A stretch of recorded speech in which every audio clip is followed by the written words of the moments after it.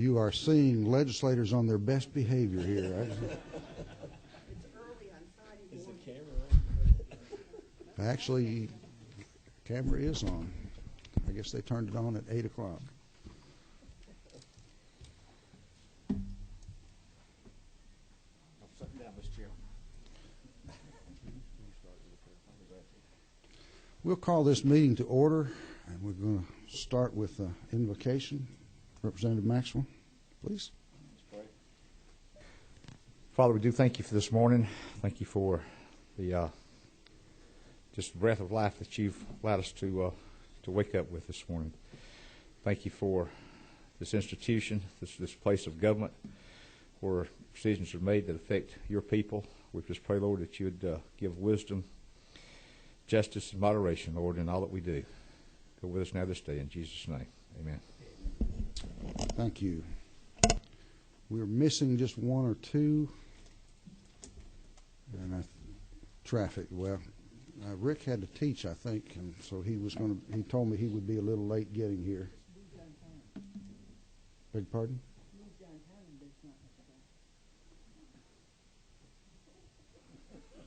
Thank you. I drive on different roads downtown, obviously, than you do.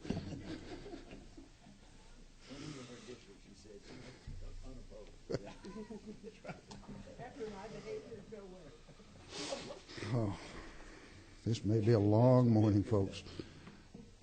We are here to hear from the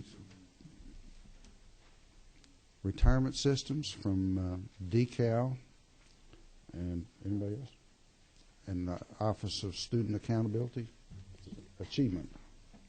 Well, it's accountability too. So, and then following that, we will have time for public comment. There is a sign-up sheet here. If you have not signed up on it, you need to do that because we'll collect that in just a minute. It's right up here on the table, Neil.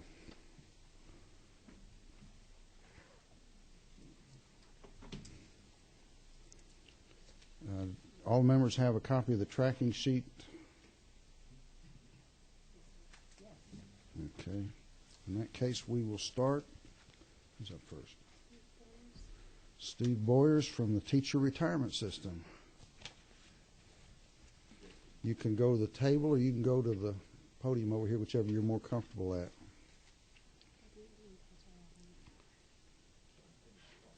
Neil, why don't you take that over to the podium for them to sign up. It's page 11 in your tracking sheet. Good morning. Good morning. Good morning. Appreciate the opportunity to be here this morning. As you, at least a couple of you know, I'm replacing Mr. Ezell, our Executive Director. I did want to point out on page... Is this a permanent change? I'm sorry, no, it's not. He's actually on vacation today with his daughter and 3 other teenage girls. So I think he would rather be here, I think. Yeah, we figured he was being appropriately punished for not being here.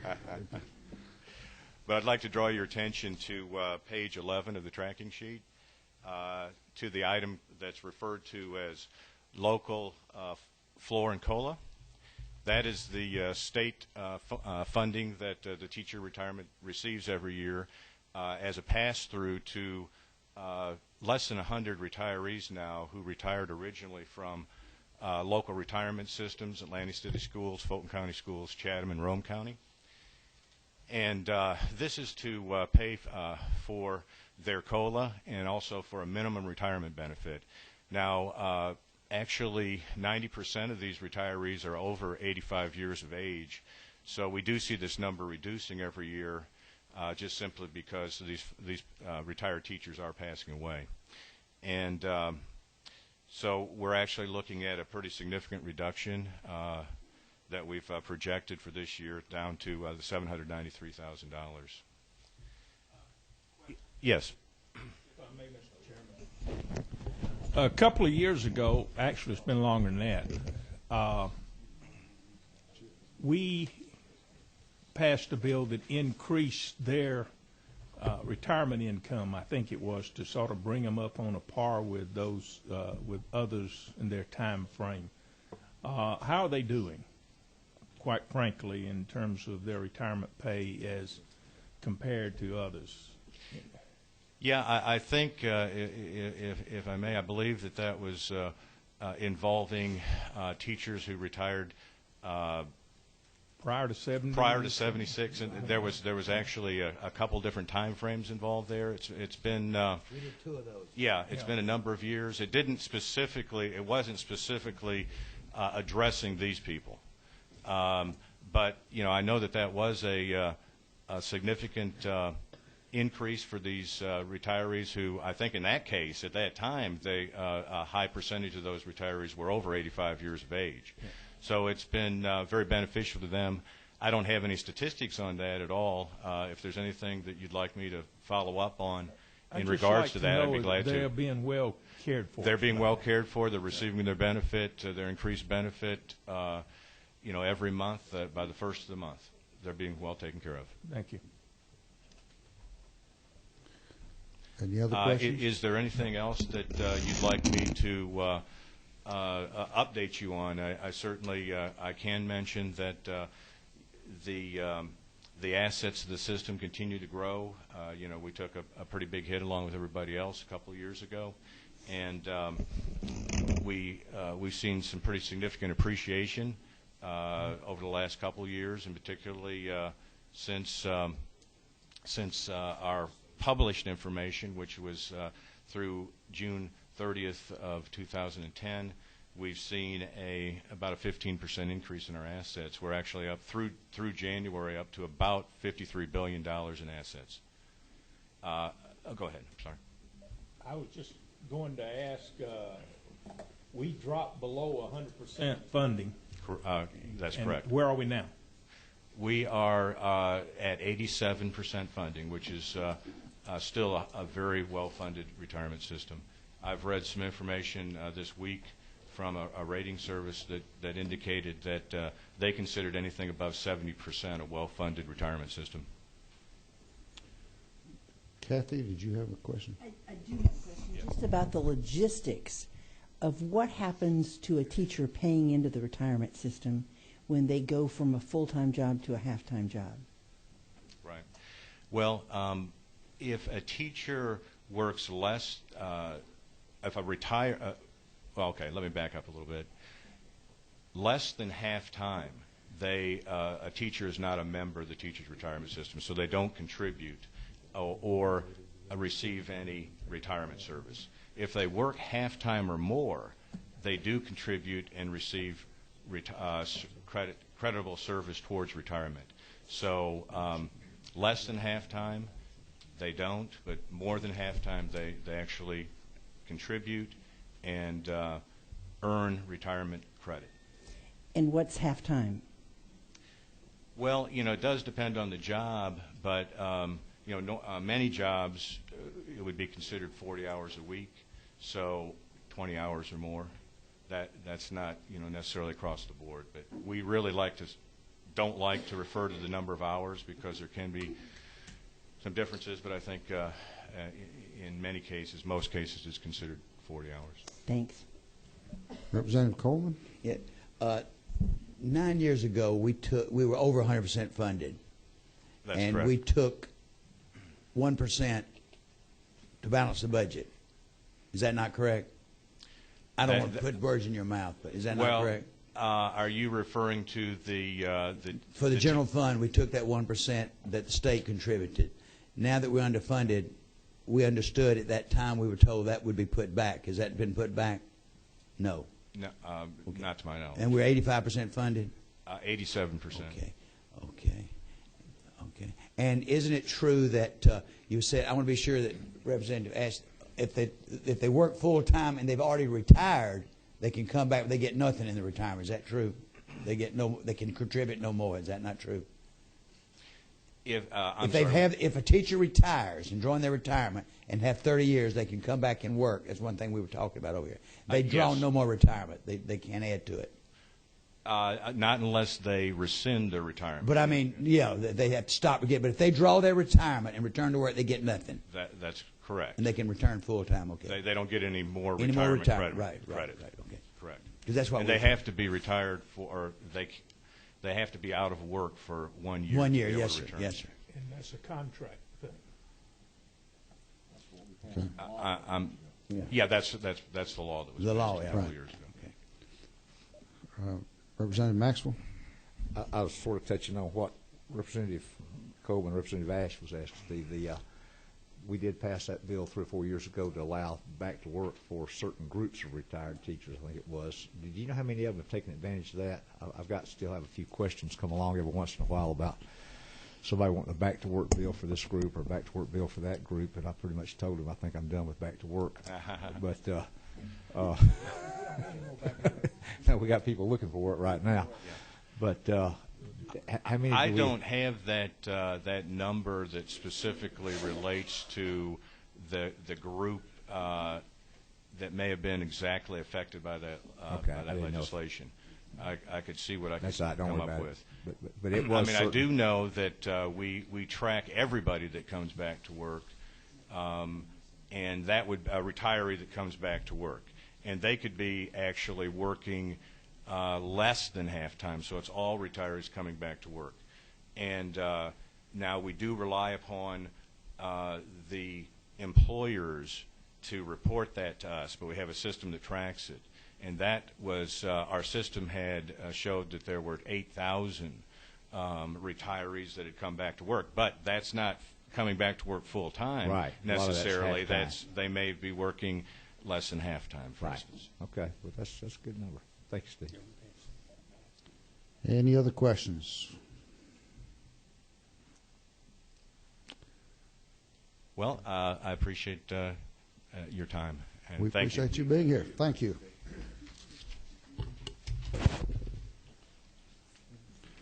Now, Employees Retirement System, Pamela Ferris. Pardon? This will be on page 10 in your tracking sheet. Page 10 in your tracking sheet. Good morning, Mr. Chairman. Good morning. For the Employees Retirement System, we have 2 pension plans in which we ask for direct appropriations. One is the Georgia Military Pension Fund, and as you can tell, the contribution we're asking for this year is about $1.3 million. The actual request is around $1.5, but you're pre-funding some of that in fiscal year 11 in your pre-fiscal year 11 budget. For the Public School Employees Retirement System, you will see that we've got $7.5 million listed on here. However, for the Public School Employees Plan, you tried to pre-fund almost $8.4 million in the fiscal year 11 budget. I do know that the Senate took that out. So if the Senate takes it out and you agree to that amended budget, you will need to put that $8.4 million back into this, and for a total of about $15.9 million. Any questions on that? I'm digesting that right now.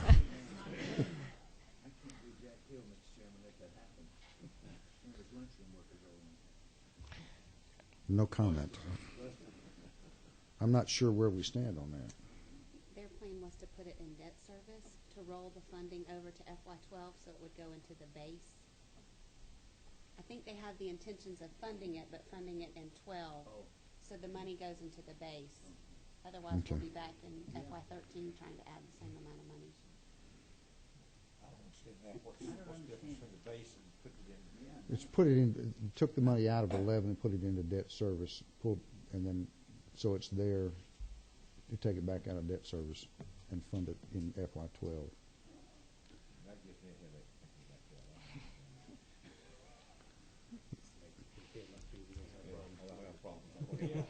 headache. That's why Terry is in the big job here. Right. You got several questions here. Okay, you can follow up with that. By putting it in debt service, does that mean that in 12 they can take it back out without us having to add it here? Is that what that means? It ultimately will have to be We'll into have this a line. chance to do that in the FY12 budget. That's where the money is is being put so we can put it into the base for 12, which is where it was originally requested and where it should be going to begin with, in the base, so that the money is there for future years. Yeah, well, when she's talking about the base, that's this line right here. Correct. And the governor had put that money that the agency requested into the 11, in his 11 recommendation, and we left it that way in the House version. The Senate said, no, let's don't prepay that FY12 obligation. Let's fund it in FY12. And so they took the money out to put in debt service so that they could use it in FY12. And right now, your tracking sheet shows what the governor recommended, and his recommendation was based on part of it having been paid in FY11. That's why it shows the way it is here. Once we make our amendments, you'll get another tracking sheet that will show that money in this line item on your tracking sheet. Does that mean we have to ship someplace else? Back out of debt service. Back out of debt service. They took the money that the governor proposed being paid in FY11, moved it into what in essence was a holding spot. Now that we're in FY12, it'll come out of that holding spot and be put into here. So these are not $8.4 million we can put someplace else. Correct. Right. The bottom line is it's going to cost us $15 million one way or another. Correct. Okay? Yeah, we're not looking for 8.4 million. It's there. That's why she's smiling. But now, I've still got 3 lights blinking here. Representative Austin, you still have a question? Representative Maxwell? I got a lot of questions. Not surprised. Well, you can ask one right now. I've actually got several, and this is more of education, probably to help us on the Appropriations Committee here understand these 2 pension plans. Start with on the Georgia Military Pension Fund. That fund's been in existence since 2002, I believe. Yes. We've got about 480 members, I think, drawing out of that fund now. Correct. And this is for our National Guard people that after they serve 20 years in the Guard, I think, and reach age 60, they're eligible for $100 a month retirement benefit, which doesn't seem like much. But we've got 480 people drawing now. We've got another 100 or so coming on next year, another 100 or so after that. We've got a lot of folks in the pipeline. What concerns me about this program, and just to make the Appropriations Committee aware of this, is there is nothing but state dollars going into this fund. It is completely appropriated out of the taxpayers' dollars. The National Guard does not, the members do not pay anything into that. And this is a real concern to me as chairman of the retirement program going forward, that this thing is going to be a tremendous tax burden at some point in time, or a retirement burden, or a what's the word I'm looking for right here? It's going to be an unfunded system that the taxpayers are going to have to keep putting money in. If we go 10, 15 years down the road, we may have 15,000 people drawing out of this fund. And it's just a direct appropriation out of our tax dollars. There's only 6 states in the United States have a private military pension fund, or a state military pension fund for their National Guard. And I don't know how many of these states, if any of them, have any of the Guard members appropriating funds in it. And I've talked to Ms. Paris, and we are looking at what the actual National Guard, the federal government, pays for these Guard folks for retirement benefits. And what's our funding level now on that? What's our we're funded at what percent? We're at 30% on the Georgia Military Plan. 30% is all we're funded on that. It's a baby plan, so it's not completely unexpected. When you start a plan, it takes more than a decade to get that plan ramped up. So it's at 30%, but it will be at a low percentage for a while. 2002? Okay. When does federal kick in? What age? Age 60, I think federal kicks in also on Correct. that. Yeah. And so we're just adding $100 to the federal government's retirement. Yeah. Correct. I mean, it doesn't sound like a lot of money that's going to be coming out, but when you look at the population of the retirees, as that grows, that could be a pretty significant amount. I just wanted to make the committee aware of that, and some future problem down the road could possibly come about. Can I have some more questions or statements? I didn't ask a question. I think I did ask a question. You can have mine. Is that not true? That's correct. You may continue. Okay, I do have a question about our public school employee retirement system here. Is it not true that we give those folks a 3% COLA? They've been getting a COLA 3% since 1983 or so, since that fund came into existence. Until last year. Until last year. They did not receive a COLA last year. That was the first year. Correct. Okay. The board voted not to provide All one. right, because I have my dear friend, my brother, my dear friend here has argued that with me for years. And our rules chairman. And our rules chairman. Yeah, we have many discussions about that. But they have been getting COLAs every year. And is it not also true that the members of that plan still pay $4 a month for 9 months a year into the plan? $36 a year is all the members of PSERS contribute. But isn't it true, Mr. Chairman, may I respond to his bill?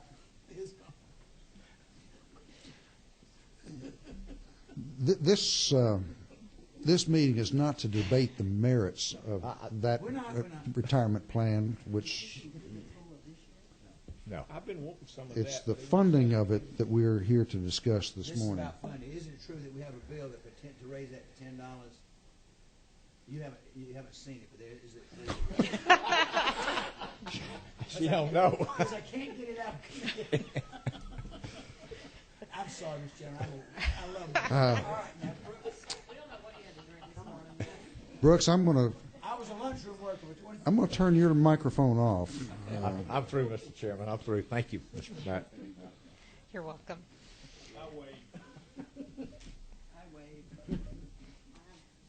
Question. It's actually, I think, just to follow up on what the federal dollars are that kick in at age 60.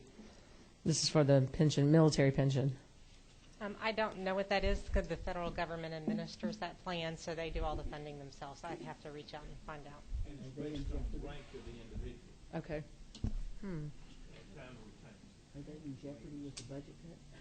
Are they in jeopardy in the budget cut? Is that it, Representative Kaiser? Yes, sir. Sir, if it's okay, there's only one thing I did want to mention.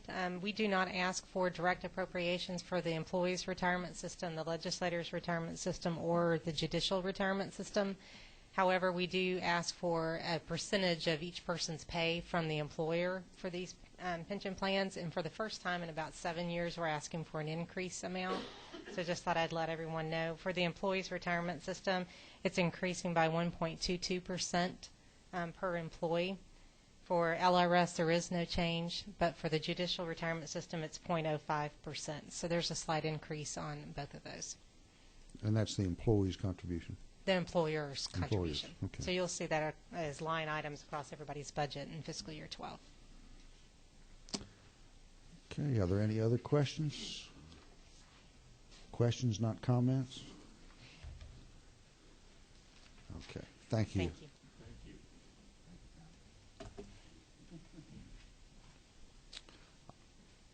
Office of Student Achievement.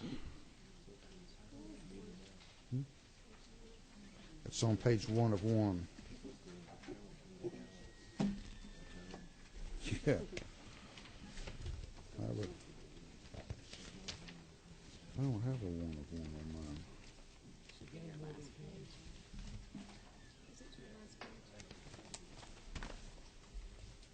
Just a second, Kathy.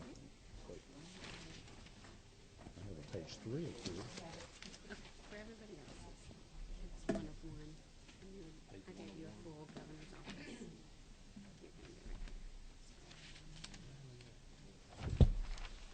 You're on page 2 of 3. Everybody else is on 1 of 1. I just like to. Thank you. Okay. Good morning. We are on the little tracking sheet here, and so you see the Office of Student Achievement, and it's identical to that you saw in F11. So I'll take any questions that you have, perhaps about what the cut in funds represents, or any other questions that you have.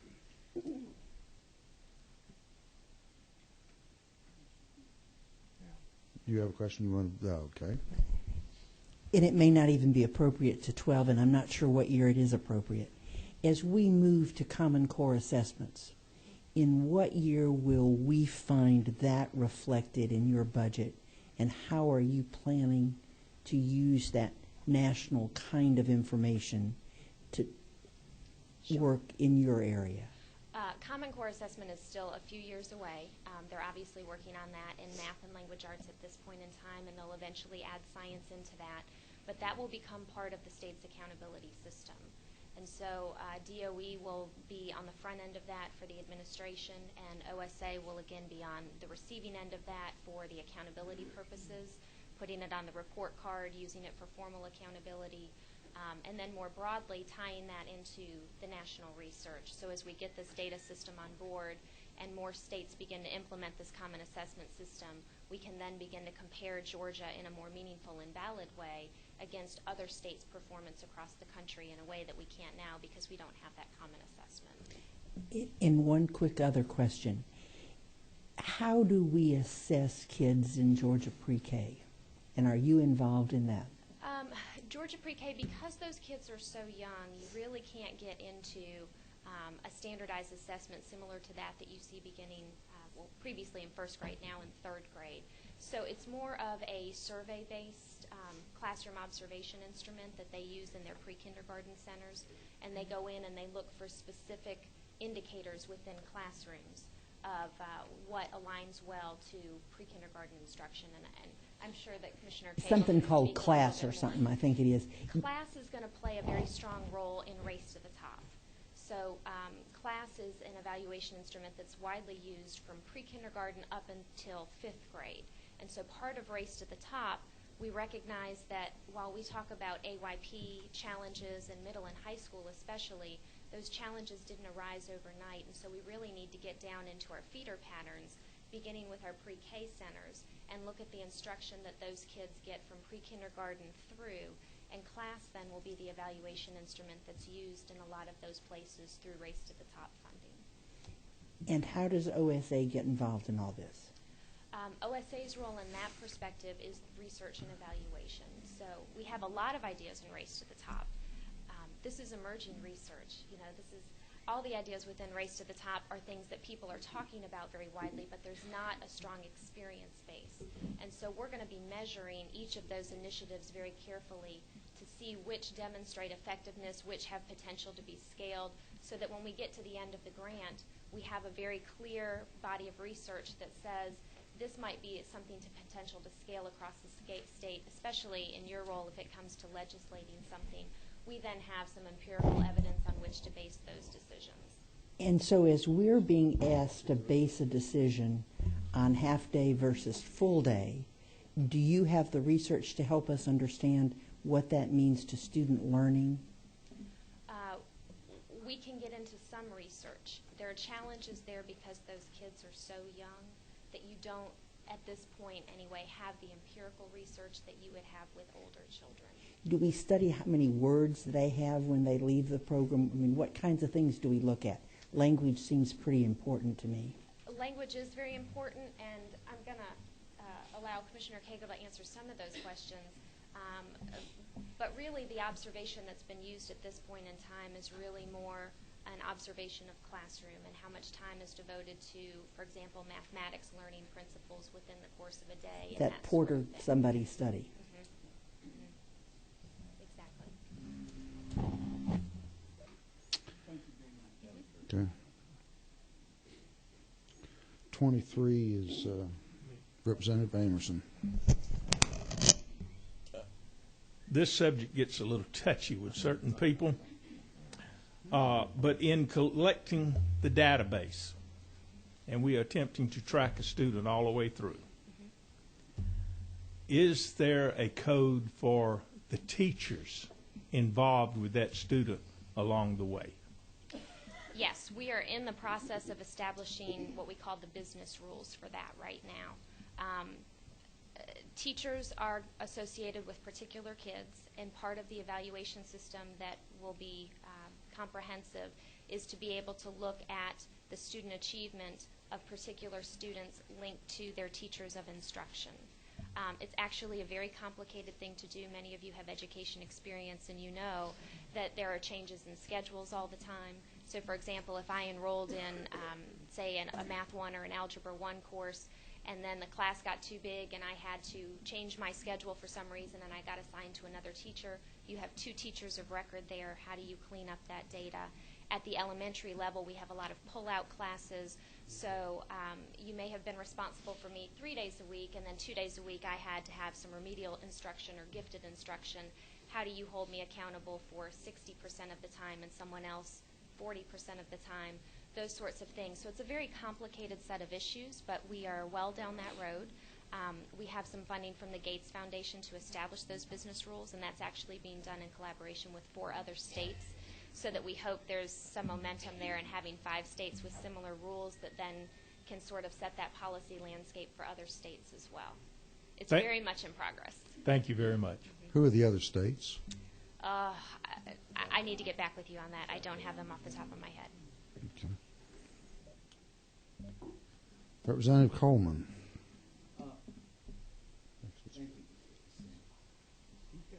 I know there's a lot of legislation going on this year dealing with testing, Yes. eliminating seat time. We've instructed the State Department to eliminate graduation tests, go ahead and do the end of course test. And you know, hearing you talk today, a little concern I have is the fact that we have a Race to the Top doing this, and of course you're caught in the middle trying to pull all these together. Do you see, and I'm real concerned because with John and with everything that's happening, and especially a piece of legislation we passed yesterday that's eliminating seat time, that's designating these embedded tests for curriculum. What do you see is happening? I mean, who do we need to pull together? Every time I meet with a group, it seems like there's another group we've left out. You know, trying to pull people together. What's happening there with all this testing? It's a tricky time because we're sort of in a middle place, so to speak, where we have the testing system we've had for a while. We need to make some changes for it, and yet we know Common Assessment is right around the corner. And when Common Assessment comes in, that changes our assessment program as well. Right. And so I think as an alliance of education agency heads, we're doing a pretty good job at keeping the relevant players together in that conversation and trying to keep everyone in the Well, I guess the thing that distresses me when I hear this today, the Common Assessment, we're talking about in 2 years, right. We've instructed in law, the state board to eliminate one and do another. And if you're saying that's not right, do we maybe need to delay some of this? Because we're talking about money, and we're talking about trying to find a lot of money to do some of this stuff, and that seemed like a real waste. Do you need to be the referee, or what do we need? You know, who do we need to pull? I guess I'm asking you to get with me and find out who we need to pull together, because we're talking about a lot of money that we're getting ready to use up next year. Absolutely, and I'd say that's really a conversation with not only me, but with the DOE as K-12, but also our higher education system. And Race to the Top. Exactly, because this is not a K-12 issue. This is a much bigger Right. issue.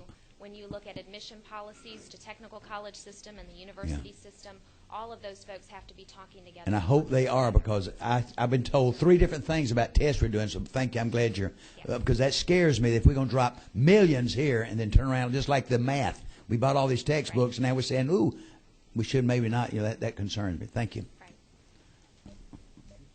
Representative Austin. Thank you, Mr. Chairman. Just a beginning comment. It scares me, to be honest with you, that it seems that we're at times unnecessarily complicating education in this state. And that's probably an understatement. Are teachers involved in the development of the evaluation system you mentioned with the 5 states? Got to have teachers involved in that process. They're in the trenches every day, and oftentimes they are the ones, in my opinion, that are left without a voice while we deal with trying to develop how we're going to deal with the complicated systems that you outlined. Kids are coming in and out of class all day long. Right. Pull out for this, pull out for that. Then you've got special subject teachers. How are you going to evaluate PE versus math? Versus music or all those types of things. And so it's, I don't envy anybody's job in trying to figure out how to do that. And then the last thing, and I want to go back to Representative Ash's comments about pre-K and her questions about pre-K and data. I know that it's difficult to assess those pre-K students, but is it not true that there is an assessment that compares student performance at grade 3, that compares those who went through the Hope-funded pre-K program and those that didn't. And is it not true that those gains that are made in the pre-K program are virtually eliminated by grade 3? That's, I think, the most well-known study, and that's another reason why we need to get this data system in place so we can look more longitudinally at those students. But you're right, the preliminary research that was done showed that there were considerable gains of students coming from a pre-K program all the way through the 3rd grade, and that after the 3rd grade we started to see a slippage in those gains. But back to your first question about teacher involvement, absolutely critical in this process. You all know we have 26 local district partners in Race to the Top. All of them are at the table, and we've made a very concerted effort to say that both teachers and principals need to be represented in those groups. And so each step along the way, as we get a little bit further in the conversation, we take what we've done at that point, we're farming it back out to those 26 systems through a webinar type format, taking their feedback and building that into then the next step. And that will be a cumulative process for us. So it's the districts themselves, but also the representation of our different education associations so that everyone can be a part of that conversation. And I am extremely grateful that we have this Race to the Top opportunity to do this in a very no-stakes, low-stakes environment where we can really pilot these efforts. These are largely unknown. These ideas that we have about evaluation sound really good, but there's not a firm research base for them yet. And so it's really an opportunity for us to work with our districts on a volunteer basis and see how well it's working so we can make adjustments before we even consider going to a formal system that replaces what we have now. Yeah, I appreciate your comments. You know, just in the side comment, you know, we did Math 1, 2, 3 was largely an unknown as well. So I want to make sure we get this one right. Yes, sir.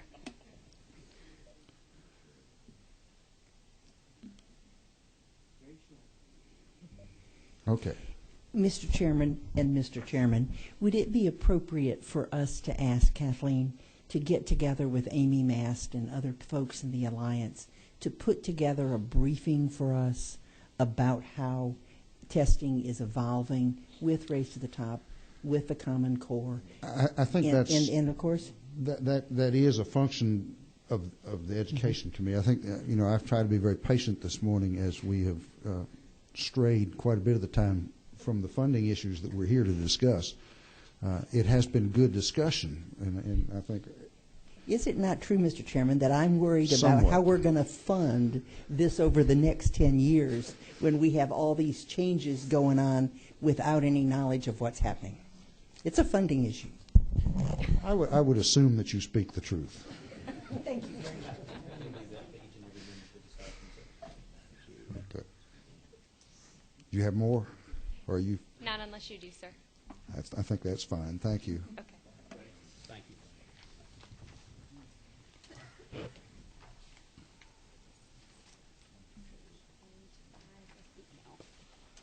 Page 5 on your tracking sheets, decal. And let me remind you again, I know that there are a lot of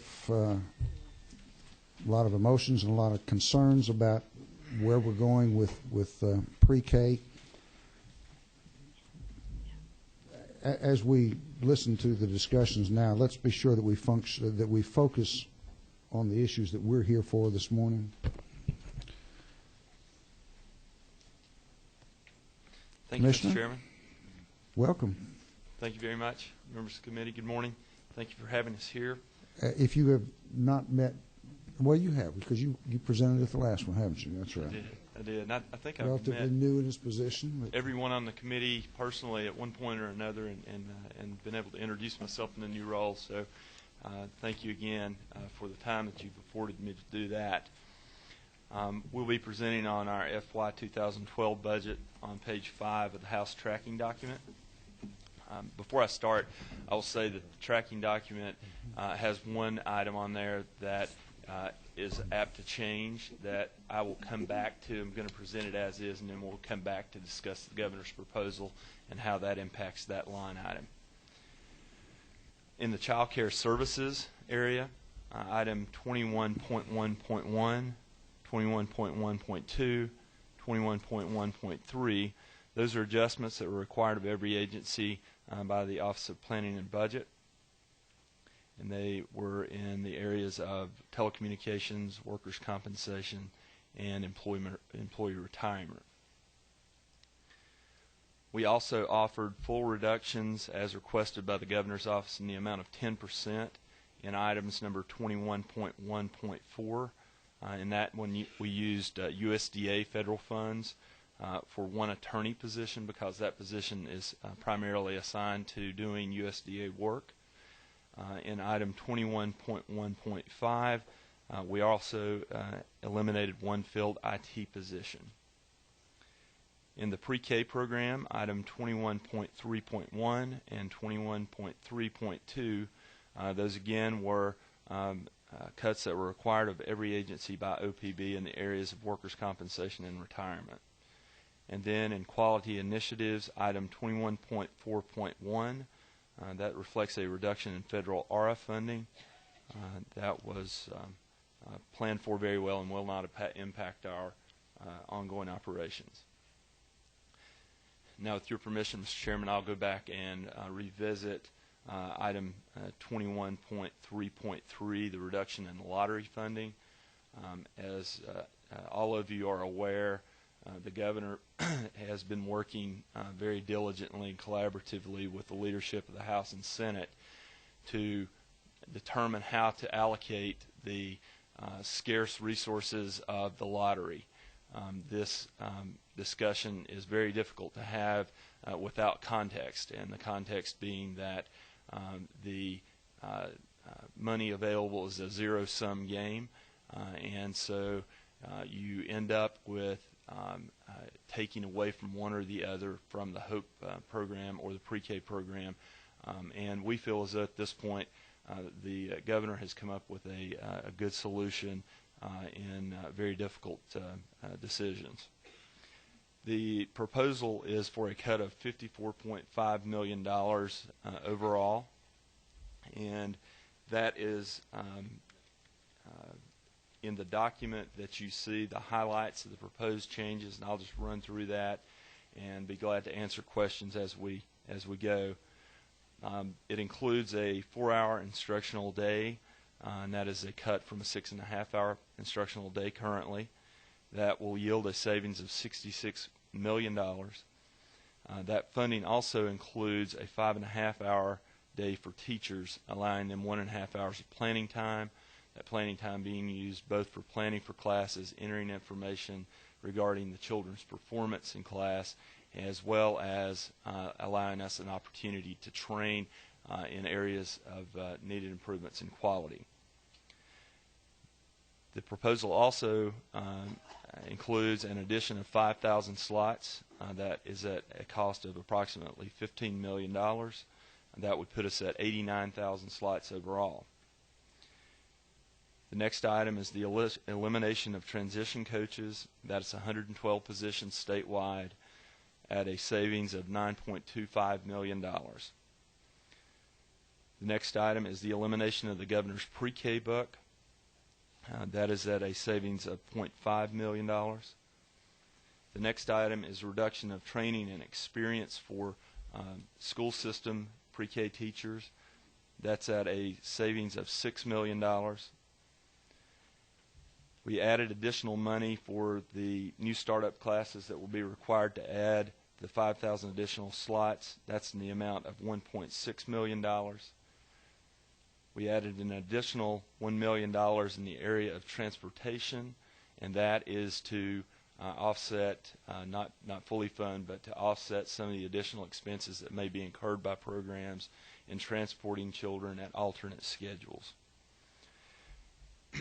This also provides funding at the highest rate for all classes, being in both public and private, with no differences for teacher credentials, and that is at a cost of $1 million additional dollars. We also tripled the funding for aftercare services for child and parent services in conjunction with DHS. That is an increase of $4.5 million. I think a couple of items may not be on your highlight sheet, but I want to make note of these as well. There is a class observation contract that was alluded to by Representative Ash earlier. That is a continuation of a system evaluation that we began this year with an increase of $1.4 million for that. We also have added or are going to continue a process called work sampling online, and this is a system that really gets to the issue that was asked about earlier about how we assess performance of children moving from kindergarten, from pre-K to kindergarten. That's at a cost of $750,000 for the upcoming year. The final piece is a longitudinal study, and Representative Austin alluded to the need for us to be able to clearly show the impact of pre-K on the later school experience, at least up through third grade. This $1.5 million increase is intended to begin the longitudinal study that we have not been able to do heretofore, and has been requested many times by a variety of legislators. I'm available for questions, Mr. Chairman. And I'm sure you're going to have some. Absolutely. But I think we also need to say, because of the short time frame that's existed between the time the governor made his announcement and where we're at this point, there is still some potential for reevaluation and enhancement of where we're at. I think, particularly as we look at some of the in the pre-K program, there's still some discussions going on that may change, not dramatically, but enhance some of these things. But as we look at these things, I want to caution, just as I have said when I've been requested interviews from the paper, to say we need to be very careful that we don't just pull out one element of this program or the Hope Scholarship Program when we look at it, which we won't as a funding committee. But you can't just pull out one part of it and focus on that. You've got to look at the whole package together, because the various elements that he's just talked about all feed into each other, so that maybe we've cut something here, but we've enhanced somewhere else to try to offset. And I know they've worked very hard. The commissioner has, and the governor has, to maintain what they consider to be a very viable program and keep it alive. Bottom line is, we only have lottery funds to work with, and unless the governor recommends or the leadership changes that and tries to move it into general funding, we are with a certain amount of money, and that's the amount of money that's raised by the lottery. Now, I will be quiet for a few minutes and allow some of these flashing lights to speak here. Representative Ash. Thank you very much. A general question to start. How much money do we spend on school scholarship organizations as a state every year? What's that appropriation? School scholarships as an entire system, or from pre-K? That's not an area that he would have any expertise in. The number is 50 million. Okay. Proposed to go to 62.5 million. My concern has to do two of them. The first, with seeing how that $66 million is saved. We can't figure out how we're going to have teachers teaching half days and how that translates into $66 million. And so, just as I've asked about the Hope Scholarship, I'd like to see how that works. I don't need that today. Oh, absolutely. We'd be glad to present you with that. We have documents that show all the formulas that are utilized in order to get to that amount. That would be very helpful. And then, when you came to children and youth this week, you talked about the study that talked about the three domains: the issue of emotional support, classroom support, and instructional support. Yes. And just like other preschool programs across the country, Georgia's academic support doesn't rate very high. And so, if we're going to make a change in pre-K, I want to be sure that however many hours we have are spent in a more effective way for the issue of quality. And I think we can do some wraparound. I'm not sure that this amount comes close to enough. Southern Education Foundation says it's about $143 per year for after-school wraparound. Right. You've got to do some things, but it's the quality issue. It may not be bad to be 4 hours if they're great 4 hours. Right. But how do you describe Absolutely. The issue of quality is foremost in our mind, and I can tell you that in every discussion that we have had with the governor's office, that's been foremost in their mind as well, and also with the legislative leaders that I've spoken with. We are currently trying to increase quality, although it should be noted that at this point in time we are in the top 10 in the nation in quality.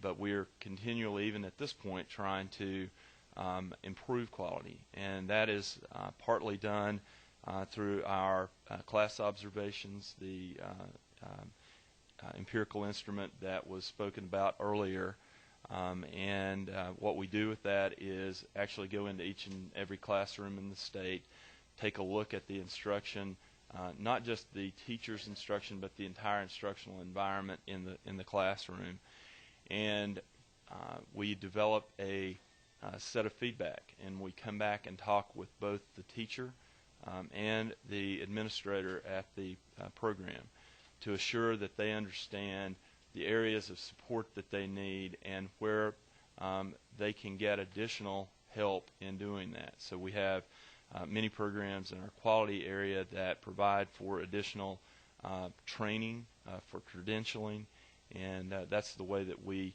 have tried to ensure quality, and that's the way that we will continue to try to ensure quality.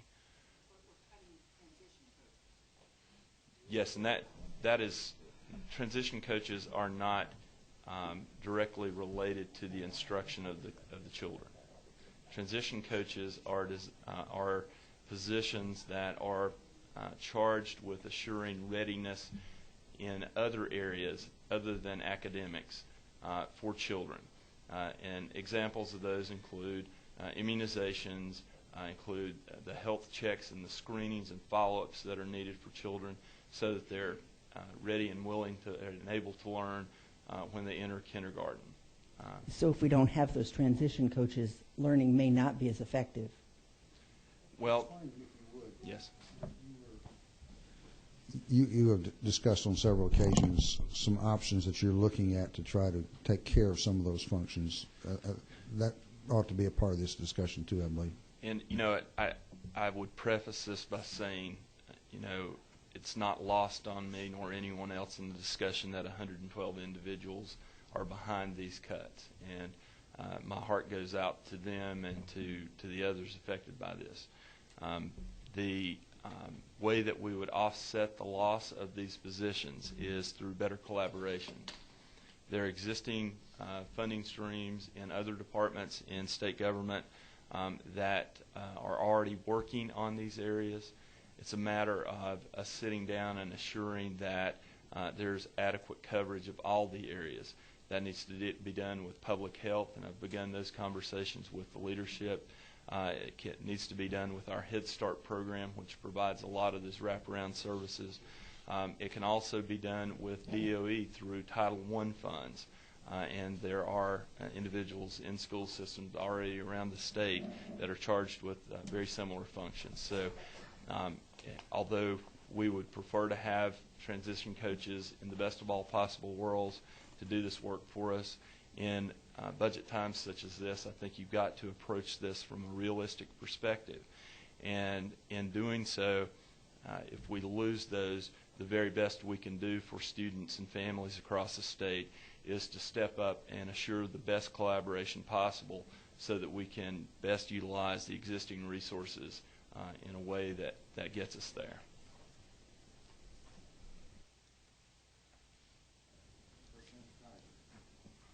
Thank you, Mr. Chairman. I actually have more questions, and I'm sure my time will allow for, but And Commissioner, I know you're doing a great job. I've met with you when you were not the commissioner, and you've been of great help. I think one of it. So this fund's 89,000 slots now. Is that right? That's correct. How many are on the waiting list at this point with that many slots funded? The last count I had, it was a little less than 10,000. Okay. And then, so I guess I'm just kind of confused. One on the transportation. Will you talk a little bit about what do you mean alternate scheduling? We are very well aware that this may require, especially school systems that transport children to pre-K programs, to offer alternate bus schedules. And although the amount of money that is allocated here is not nearly what would be required, we did see the problematic piece of that and felt as though we should offer some additional subsidy. We have money in the budget currently that is used for this very purpose. It has never been meant to fully cover the cost of transportation for the children, but it has been used to subsidize systems, both public and private, in transportation. And we thought, given the problems that may arise as a result of the alternate schedules, that we should give some consideration to adding money for transportation to help those systems offset costs.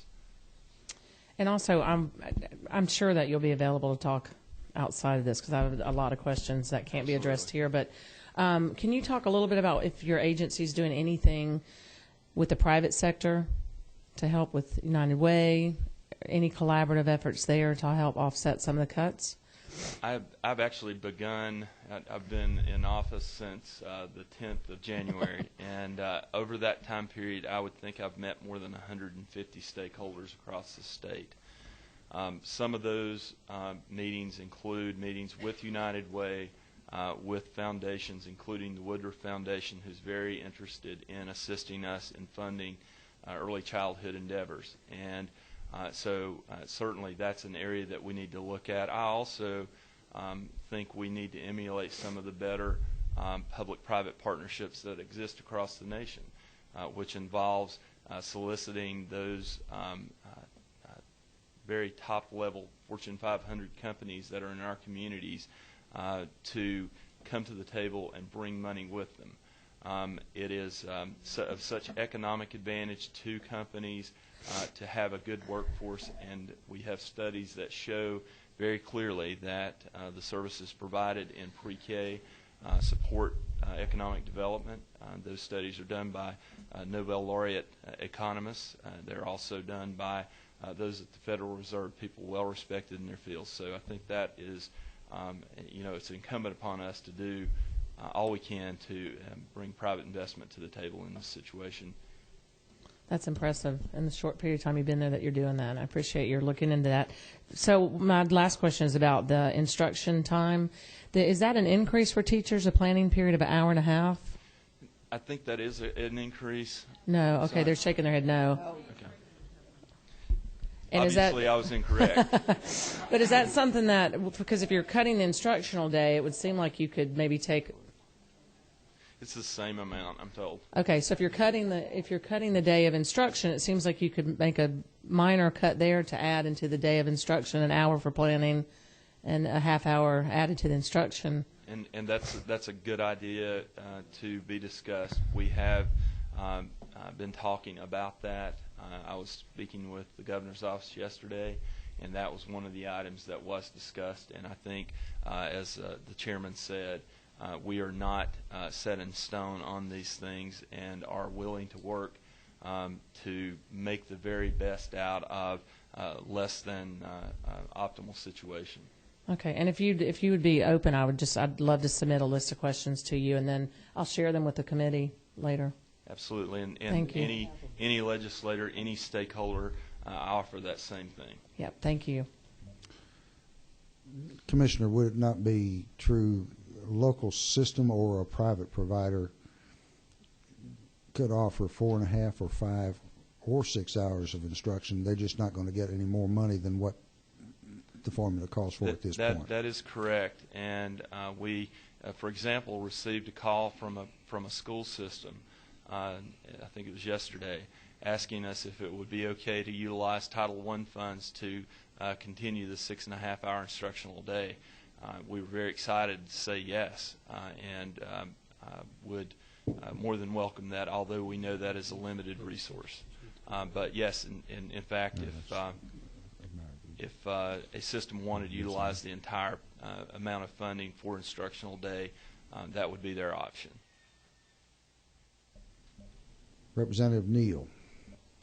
Thank you, Mr. Chairman. Commissioner, I appreciate the work that you're doing, and appreciate you reaching out to us. I know we've met a couple times, and I appreciate that. Let me ask you a question on, and I know that we all want to see more slots. When we're looking at making the cuts that we're making to the existing slots, can you talk with us a little bit about your all's thought processes between the value of adding additional slots versus the value of trying to protect the existing slots as much as possible? Can you kind of talk with us a little bit through that? Sure. We have looked at that. I think this really gets back to a larger funding issue. It's the amount of money that has to be cut from the entire system, both Hope and pre-K, in order to make it economically viable going forward. So the length of the day is a serious part of the discussion. We have continued to engage with the governor's office to talk about that, and we are very concerned about the issues that you're talking about. I'm not sure I answered your question, but if you would like to restate it. Yeah, I'm just trying to get a better understanding for why adding 5 additional slots is more important than trying to protect additional funds for the slots that are presently there. Well, the funds that are being allocated toward the 5,000 additional slots would not come close to funding the slots or funding the additional time in the day. The amount saved by the cutting of the instructional day is $66 million as opposed to $16 million or $15 million for additional 5,000 slots. So you can see when you spread that money across 84,000 slots, you're not going to be able to add very much to the day at all. And when you start cutting back on that larger amount of money, the $66 million, it makes it extremely difficult to achieve the kind of cuts that have to occur to make both Hope and pre-K viable. One of the thoughts that came to my mind as we were talking just a moment ago about local systems or private providers being able to do 4.5 or 5 hours if they chose to, and trying to supplement if possible. If I guess one of my thoughts is the closer we can get them there, the more of them, and all of them won't be able to, but the closer we can get them there, the more of them will be able to figure out a way to be able to maintain their existing services. Right.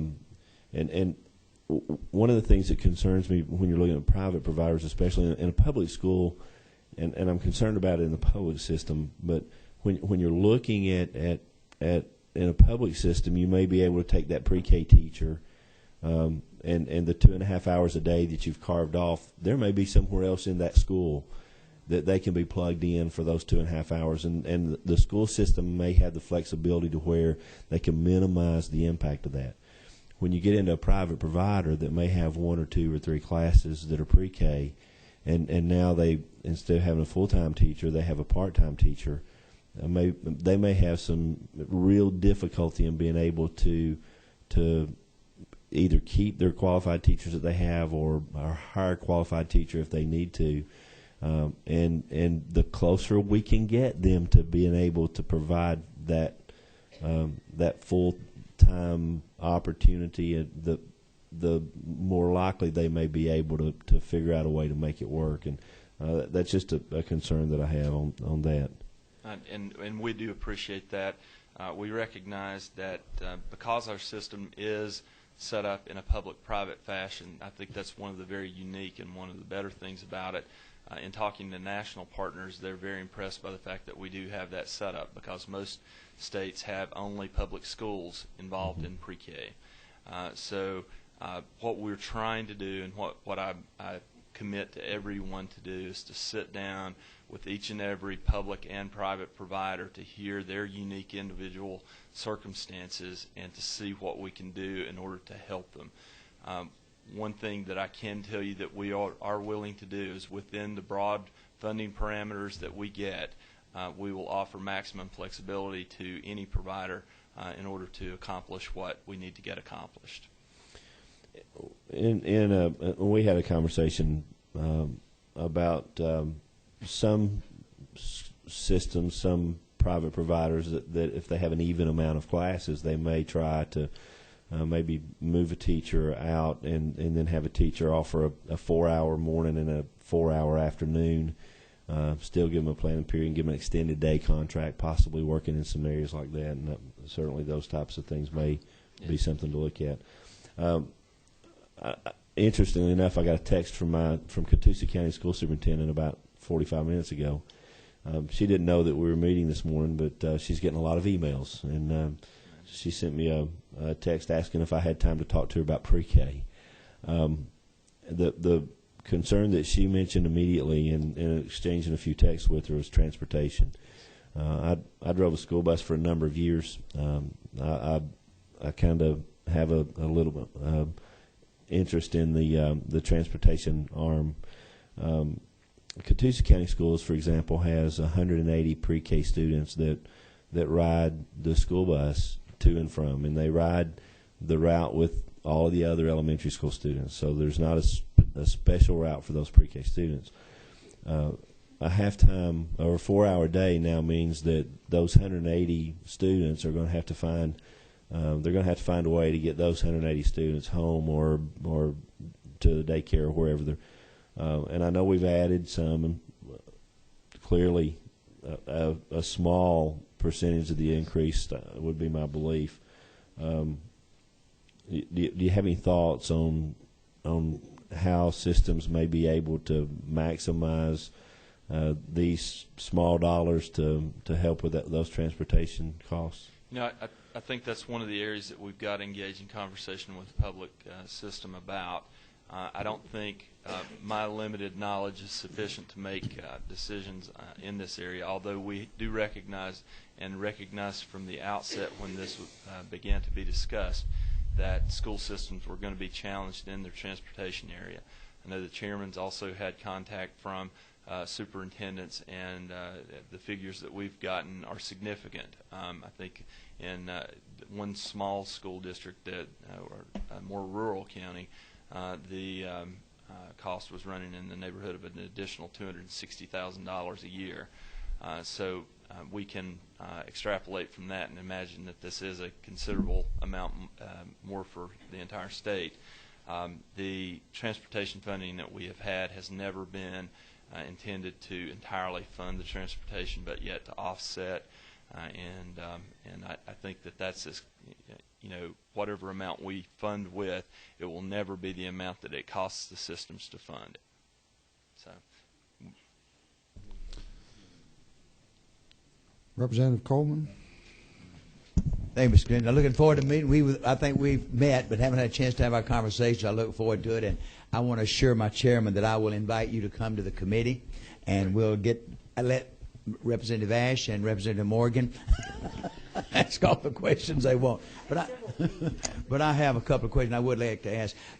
We passed a bill a couple of years ago to help systems survive, that they can arrange their day any way they like. They can cut their day to 150 and add, as long as they get the hours in. Do you see any problems? And I know this is difficult, and not even for daycares, but I've had several superintendents approach me yesterday with the proposal: could they go 3 days a week and do the hours instead of 5 days half day? Do you see any problem? Because we allow everybody else to do that. We have a law that says as long as the hours, we don't care how you do it. Do you see any problem with that? That would save a lot of money, transportation, other ways. Still have some other. What do you think there? We have not ruled anything out. That has actually been brought to us as one of the options that we are considering. So certainly at this point, we're not ruling Okay. anything out with regard to the arrangement of the day. Although we operate according to standards. I know, yeah. And our insistence would be on quality instruction and Always. and maintaining those standards. But Well, that's what within that, we're very flexible. Well, I think Representative Neal had part in helped us with that other bill to extend the day. I mean, allow that. So that is, and they felt like that would save transportation. That would allow the teacher to do some other things too those 3 days, and parents could prepare for it. Well, I'm saying they would be either going home early or daycare or something the parents have to do. It could create a problem. Another thing I want to ask you talk about this collaboration, and I think that's critical. I applaud you, especially with the health department. I had a couple of superintendents yesterday talk about that. If they could get the health department, they could get the Y, they could get the Parks and Rec to work with them. One of the things we've been working with for 20 years now is this collaboration between P16, that's the colleges. And it's just now beginning to jihad a little bit, but you've got to have someone with the whip. Yes. And who could be the whipping guy? Because I had a superintendent yesterday could talk about the health department, some things they could do, the Parks and Rec. I mean, do you have some? I know you've got a great personality and you're able to do it, through just your wonderful charisma, but, you've got to have that, I think, the concern about collaboration. What do you think on that? Well, I think interagency collaboration sounds much simpler than it is. Very hard. Without a doubt. Very hard. Fortunately, the area that I focused in my graduate education was concerned with that. So, and I think I have a history of doing that in my other agencies. Fortunately, I came from DHS. I have a good relationship with the commissioner there. That's good. Have had initial contact with DCH, and I'm very confident that between myself and the commissioners of those other two agencies, and working with Dr. Barge at DOE on the Title I issues, that we can come up with some solutions that may not cover it entirely, but at least it will address some of the issues that are going to be caused by this. Just a couple more, because I have a lot too, but I'm going to bring you in where we can do it. But, for instance, a couple of superintendents said to me yesterday, I would hate to be on their board doing this, but, we just may eliminate the program. We just may say, no way. And we were talking with systems with 1,000 students, the whole system, 2 schools or whatever. And there are no daycare providers hardly there at all. So what are we going to do? If you had some to, that's what bothers me. If the systems say, I'm out of it. And, of course, people are going to lose their job. That's a real concern I have. Absolutely. It's a concern for us as well. We do know that 57 of the counties in the state have only public school providers. Right. So that is very, very much a concern for us. That's, one of the reasons that we are pledging ultimate flexibility on this is that we in no way want to endanger those because, there is no other game in town. No, sir. And I agree. And then the last thing I want to say, do you think, I know this hard budget times, we're talking about that all over. We've extended that date till 2015 for a lot of flexibility because we feel there will be recovery. And, of course, I hope people start gambling more. We need to all buy more tickets.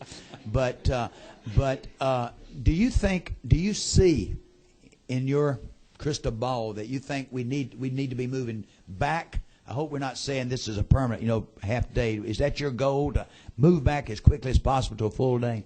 Well, we've not had that specific discussion, but I can tell you that the governor's office is firmly convinced that pre-K education is vital. And we are seeing this as an effort to shore up the system. The options that we're considering now have some uncertainty with them. The other option, maintaining funding at the current level, has certainty. Yes, that certainty is that the system goes bankrupt, and that's not good for anyone. No, sir. Well, I just want to say I commend you. I appreciate the way you're working on it. I feel better after today just talking to you, I think. And I'm looking forward to our conversation. And thank you. Thank you. Thank you, Mr. Commissioner. I would say, we've had a lot of questions for you, and I know that many of them have more questions, and I'm sure they will be in contact with you. And I'm hopeful that the Education Committee not the Education Appropriations Committee, will work with you also, Mr. Chairman, as discussions go forward about options and how you can enhance your program and any way we can work with you in that respect.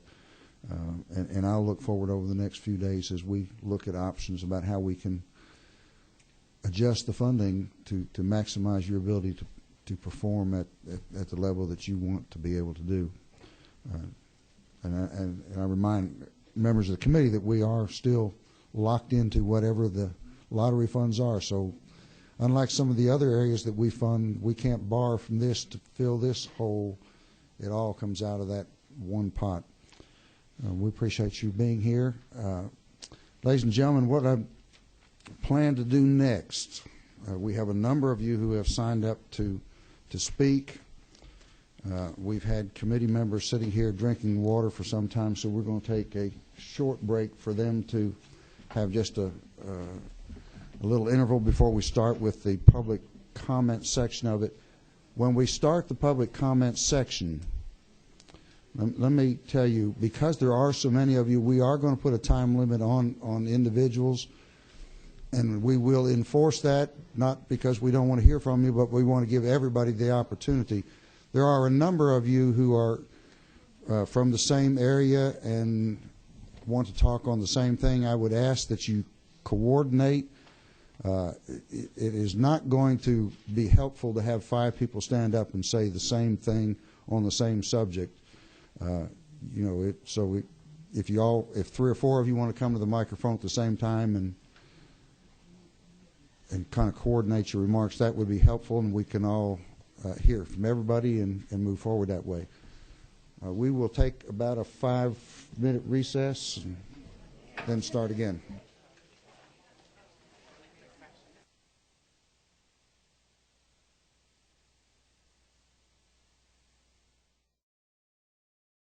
What's your name? You can blame it on me. I'll blame it on handwriting. But have a good pre-K program.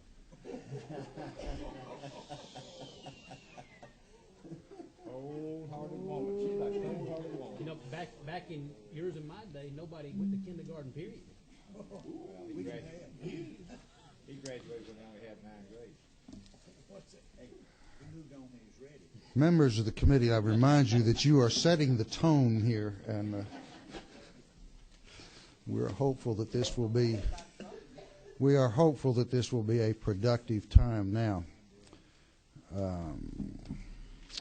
Again, I remind you that we because there are so many of you, and we want to be sure that everybody gets an opportunity to speak who has signed up, we're going to ask you to limit your comments, so be succinct and to the point. First one on the list is Devin Barrington. Barrington Ward.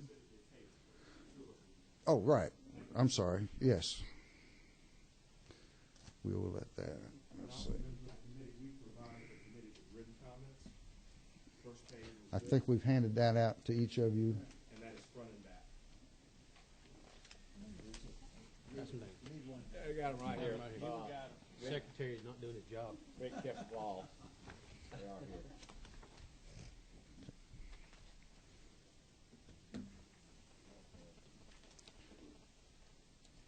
If we got one more, Jay needs one down here.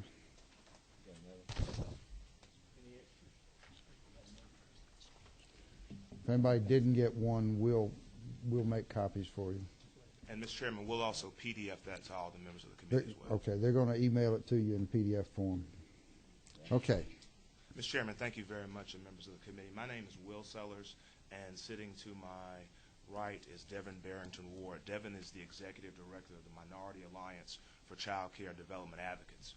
We're a group of about 69 providers representing about 800 employees and then also serving approximately 2,600 children throughout the state of Georgia. Let me first say, Mr. Chairman, that we agree with the hard steps that the Commissioner has taken. We agree with his decision to eliminate transition coaches. Our providers are already filling that role right now, and we look forward to working with the Commissioner to address these hard challenges. Also, I think what will be a little different today is that we also have recommendations on how we can move forward and become independent over time. Now, we can't do that in 12 months, but we think we've got some ideas on doing it. One of the ways is linking with leading nonprofit organizations to help us fill our funding shortfalls, and that could be done by some of our fine providers. One of our top providers is here today, Ms. Curly Douglas of Terra Christian Academy out of DeKalb County, and she can tell you something about her business. Just some metrics on the people we serve. Our providers are operating in urban areas serving at-risk children. The median family income for Fulton County, where several of our providers are, Representative, is $20,100. There are approximately $16,000 living below the poverty, 16,000 individuals living below the poverty line, and then also about 4,100 families who are below the poverty line as well. There was a comment made from a representative from the Office of Student Achievement. If we look at the mother's educational level, we can pretty much determine how the child will perform, Chairman Neal. So our providers are filling the role. We are providing total care. The transportation funding is about $1 million. Our providers receive up to $165 per year for transportation. That comes to about $16.50 a month, maximum. We're going to go forward in time. Obviously, jobs are important. The proposed change, Representative Austin, of the decrease of 6.5 hours to 4 hours is going to cost Georgians jobs. And these are kids, unfortunately, who will wind up in our prison system, which is already approaching $1 billion in costs. With that said, we have written comments. I do want to be respectful of the committee's time and the other providers who are here. That concludes my comments, and now Devin will give you his comments. Good morning, committee and Mr. Chairman. I represent MACTA, which is the Minority Alliance of Child Care Providers, and Will has gone into what our membership looks like. They are small business owners, and we believe that they are not only provide care to children, but care to society. If those parents are not allowed to have appropriate child care, they can't work and they can't contribute to the economy. So we feel as though we're the bedrock of what keeps the economy moving. With that being said, the reduction to a 4-hour day to from 6.5 to a 4-hour day is definitely going to be very costly, not only to the child care industry, but also to the children. First, it reduces the quality of the program. The class instrument, the implementation, we're paying $1.4 million for that, but I don't see how that's going to be implemented appropriately if we now are losing 2 hours in the day.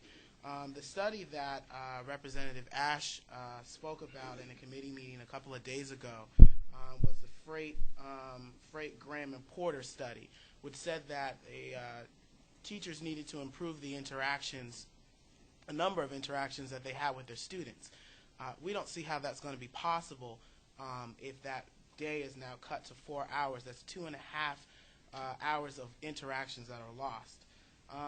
And we also believe that the cuts that need to be made shouldn't be made on the back of our children, and especially our private providers. We believe that the lottery fund for the pre-K, we need to look at the income requirement for that. I know that originally it was meant to be for at-risk children, and it was moved to a universal platform, but in these economic hard times, we feel as though that it would be appropriate to look at some income requirements for parents who are on that program. In addition to that, we need to require more out of our parents. I know with the CAPS program that is funded and administered by the Department of Human Services, parents are required to do some volunteer services along with holding down steady employment in order for their child to be a part of the program. We believe that those type of requirements need to be made as well.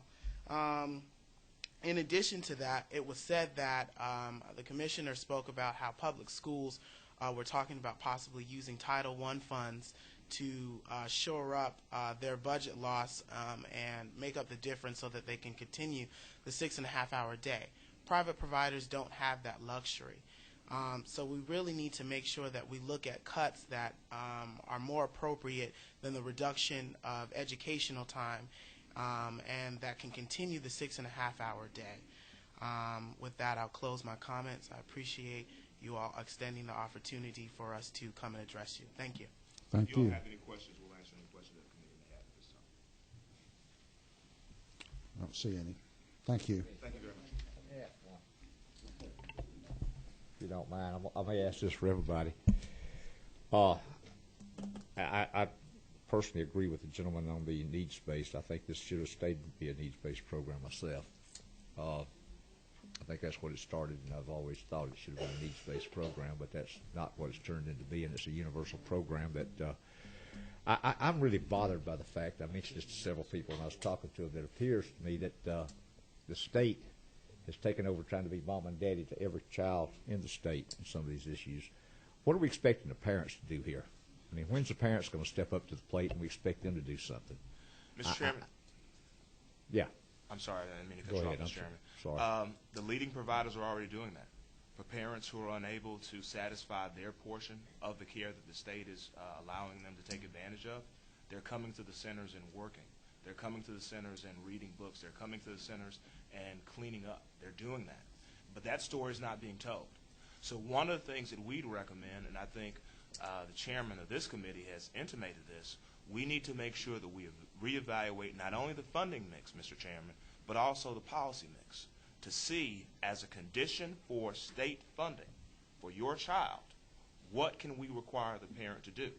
That would be innovative. The program started out as an innovative program. Governor Miller set the lead for the entire country, and I think this General Assembly, coming out of this committee, can innovate and be a role for the entire country. Devin, you have comments? And that mechanism is currently being used. One example of that is in DeKalb County school systems. They have what are called theme schools for elementary and middle school students. And in order for your child to be enrolled in that theme school, there is a requirement that the parents volunteer a certain amount of time to the school. And that can be satisfied by either a parent, a guardian, or a grandparent. I know for one, when my brother was at Winbrook Elementary School in Stone Mountain, that if there was not time for my mom to volunteer, that I went down there and volunteered myself. So it really engages families in the process, and I think that's what the pre-care program is about, especially for those at-risk families. It is very important and vital for them not only to be involved in the process just from a family perspective, but also in these tough economic times, we need to look for the families to help in this process. We're all in this together, and we feel as though that they should contribute as well. Thank you very much. I appreciate that. Thank you. Okay, thank you. Next are Carol Dorsey, Darcy, Connie Trent, school nurses.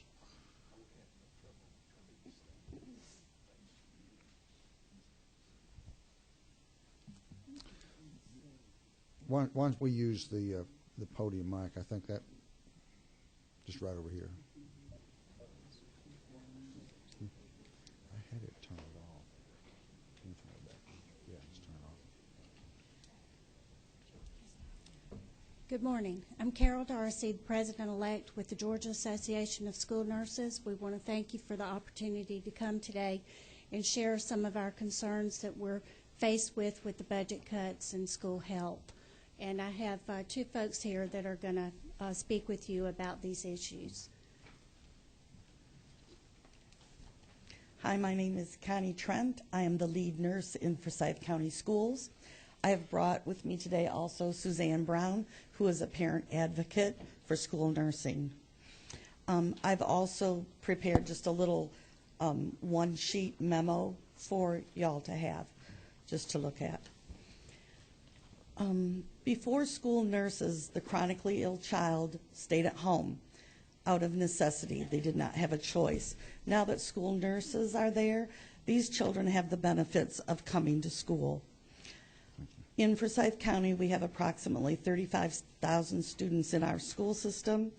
Out of that, we have 109 diabetics, 3,717 with asthma, 2,158 with food allergies, 608 with insect allergies, and these are life-threatening allergies.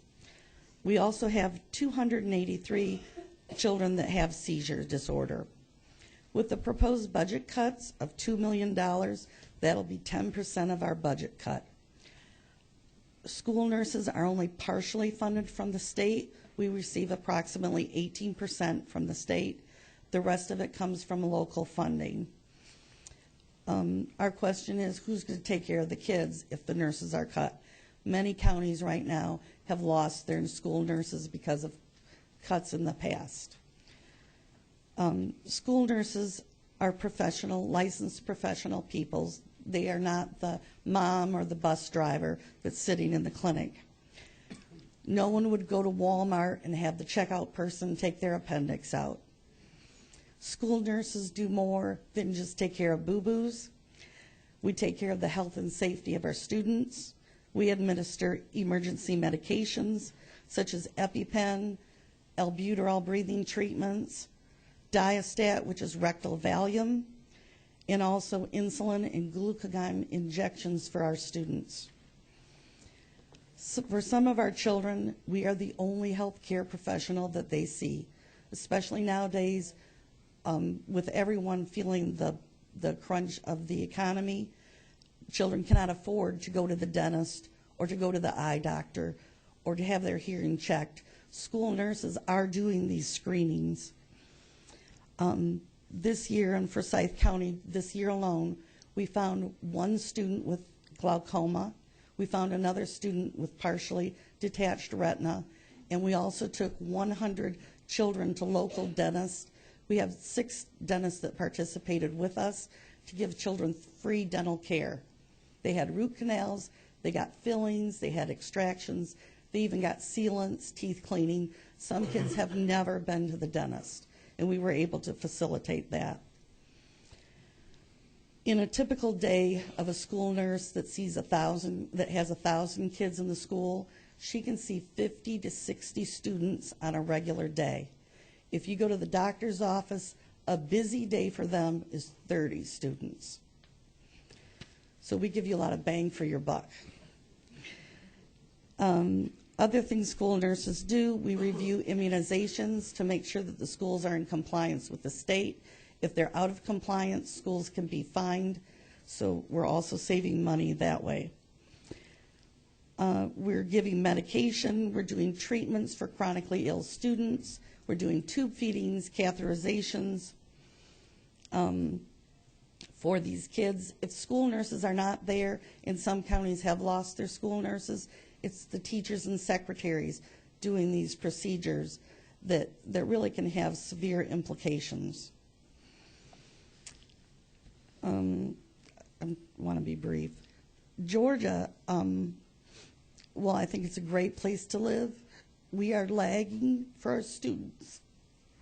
We are number 45 out of 50 states as far as school nurses go. That means one nurse for 2,317 students. The number 1 state is Vermont, which has a school ratio of 1 nurse to 311. I think Georgia can do better. I hate to see us go down to number 50. Thank you.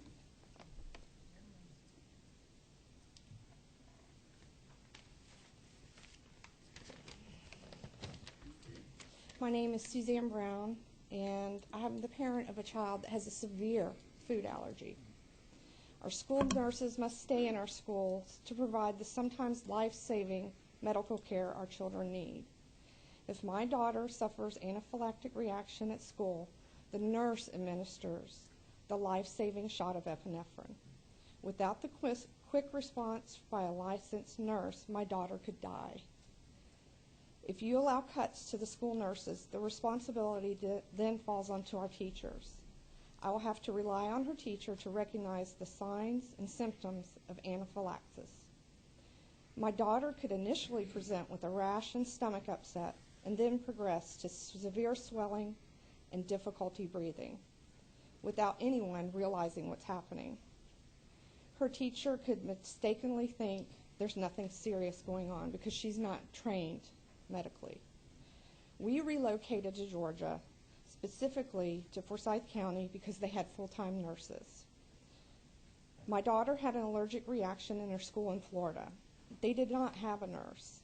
A teacher gave her a piece of candy right before dismissal, and no one noticed that she was having an allergic reaction.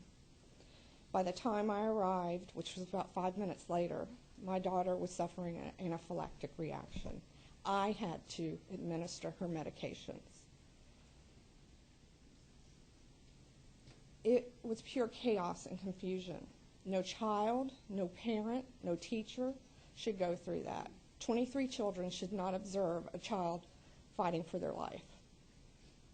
It's important that our schools have nurses. It's unconscionable to put our children at risk by making cuts to our funding, and I did not uproot my entire family to move here to lose our school nurses. Thank you. So with that being said, we would like to ask you to please reconsider any help that we could have along the way. We do realize that funding is difficult for everyone in all the school programs at this time. However, we are the only licensed professions that are trained and educated to keep our children safe for their health needs during the school day. We also teach our athletic departments CPR, AED use, how to keep the students safe when they're in after-school activities and sports as well. So we feel that we are a valuable asset in working with the school team. And I know in my community the teachers appreciate the nurses because they know even if they're sick that there is someone there that can offer guidance and perhaps referral to the doctor when it's needed. So thank you very much. Representative Any Amerson. questions? Not a question, just a statement. I represent you, and thanks for coming. Thank you. Thank you.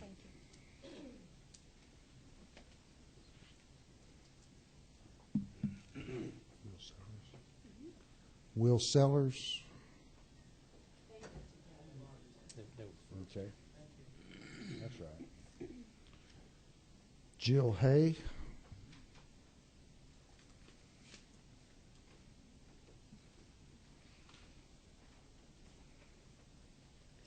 Mr. Chairman, thank you. I'm Jill Hay with Page, and Tom Womack and Margaret Ciccarelli couldn't be here today.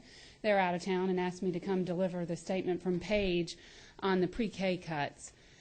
Pre-K has been a very effective program in preparing our youngest students for the classroom. In our view, it is one of the very best education investments this state can make.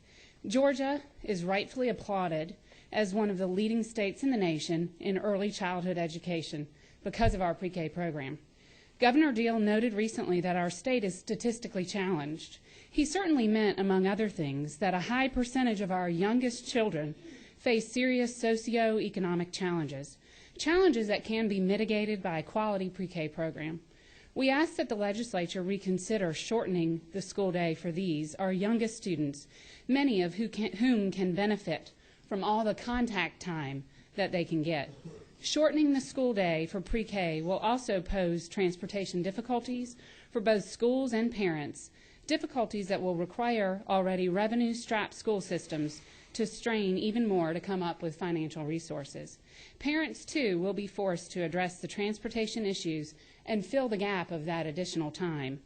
We have also heard from many of our pre-K members, our pre-K teachers, rightfully concerned about the impact of this shortening on their salaries which are already very low, for some of them only the equivalent of a beginner teacher salary, regardless of how well educated and experienced they are. We believe that the governor and legislators have been creative in their solution to the long-term solvency of the HOPE program. We ask that you consider the views of the various constituent groups who support pre-K so that an equally creative solution can be reached that maintains both the solvency and the quality of the state's highly regarded pre-K initiative. Thank you. Thank you.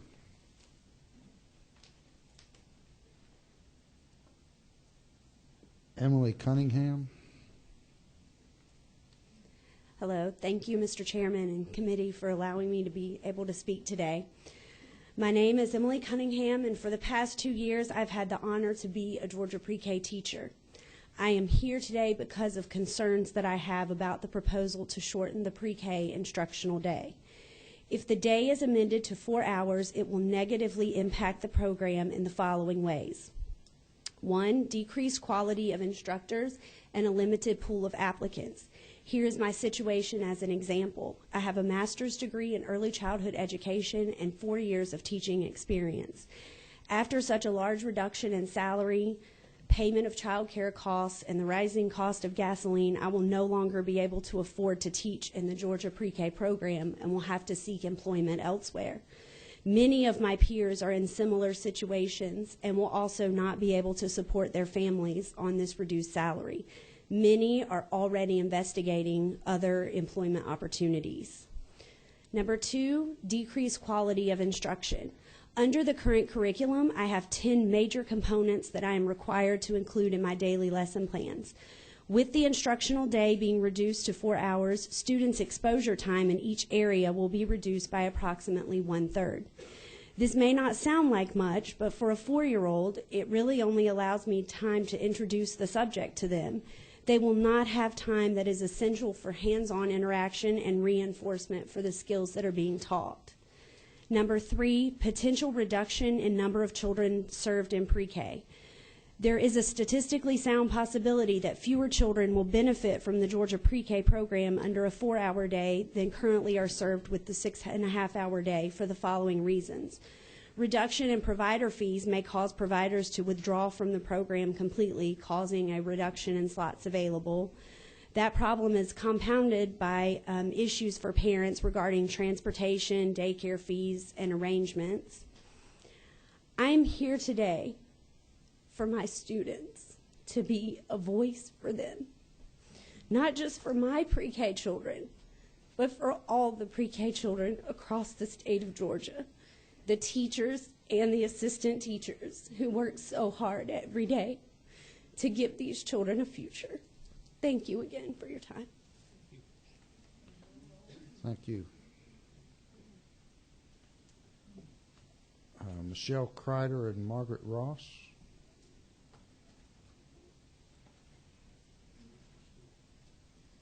Good morning, Chairman Dixon, members of the committee. I'm Michelle Kreider with the Georgia Library Media Association, and this is Margaret Ross, a retired media specialist from Fulton County. And we're here to thank you for what you all did in the 2011 budget for restoring the Galileo funds.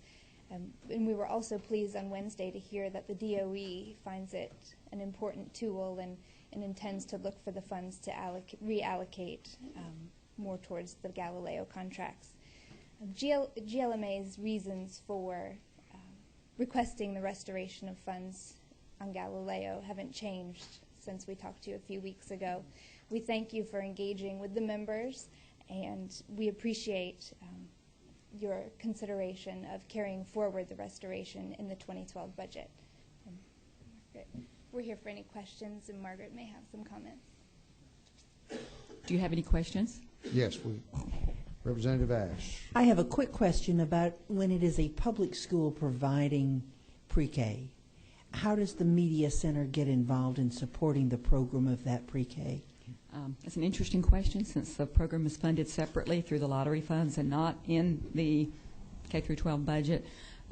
As a veteran of South Fulton School for 17 years, working in an elementary school, in pretty much a poverty situation. Which one? I worked at Park Lane for the last 17 years in Fulton, and before that I was at Tri-Cities, and I was in North Fulton, and I've been subbing this year in North and South Fulton, so it's an interesting comparison. We pretty much volunteer our services. It's not funded. I started in my own school because we had no funds. Donations from I read to Brownie troops, Scout troops, went to my friends. We collected books, board books that were appropriate. Our children had not had board books as infants.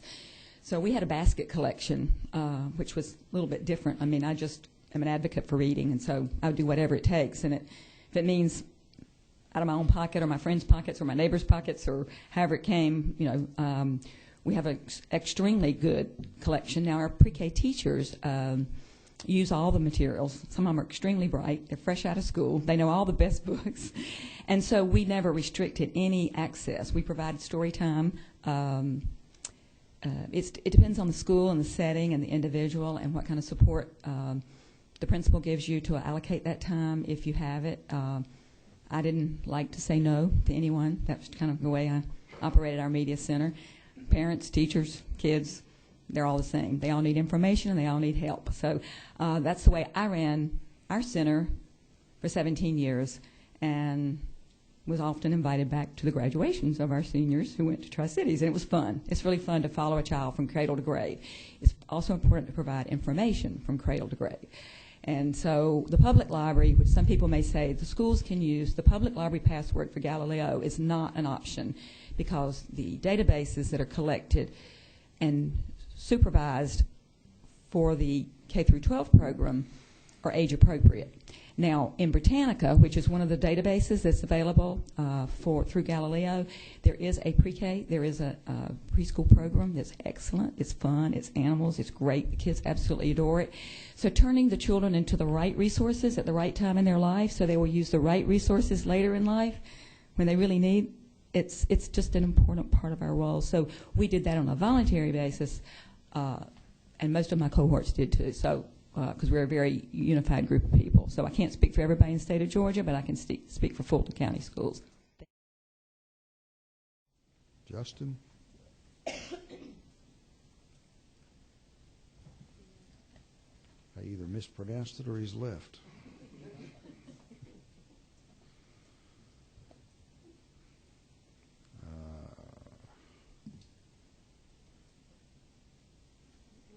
Rhonda Alwine, Happy Kids, LCI.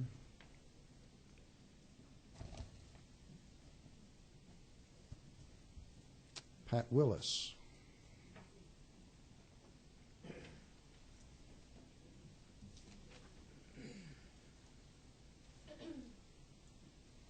Good morning. Thank you for inviting us to be here today, Mr. Chairman, members of the committee.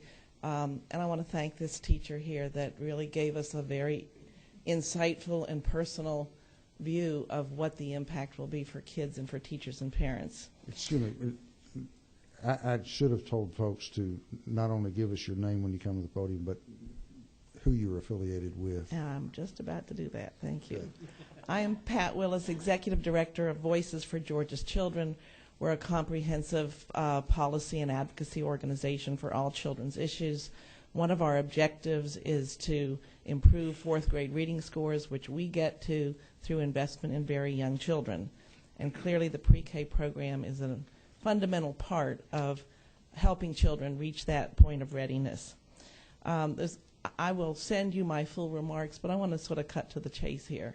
We really, we're not happy about cutting back to a half day, but we really have a lot of faith in this department. We have faith in the governor's commitment to quality, but we do think that the transition process is very important. We want the transition process to send the signal that Georgia is still committed to high quality pre-K for all children. And so we would propose that rather than funding 5,000 additional slots in this next year, that we delay that addition of slots. And we use this time to really let the department and all of the centers understand what the impact will be and how we might find some other strategies for meeting the commitment that we've made for universal pre-K for 4-year-olds. Just to give you a few numbers.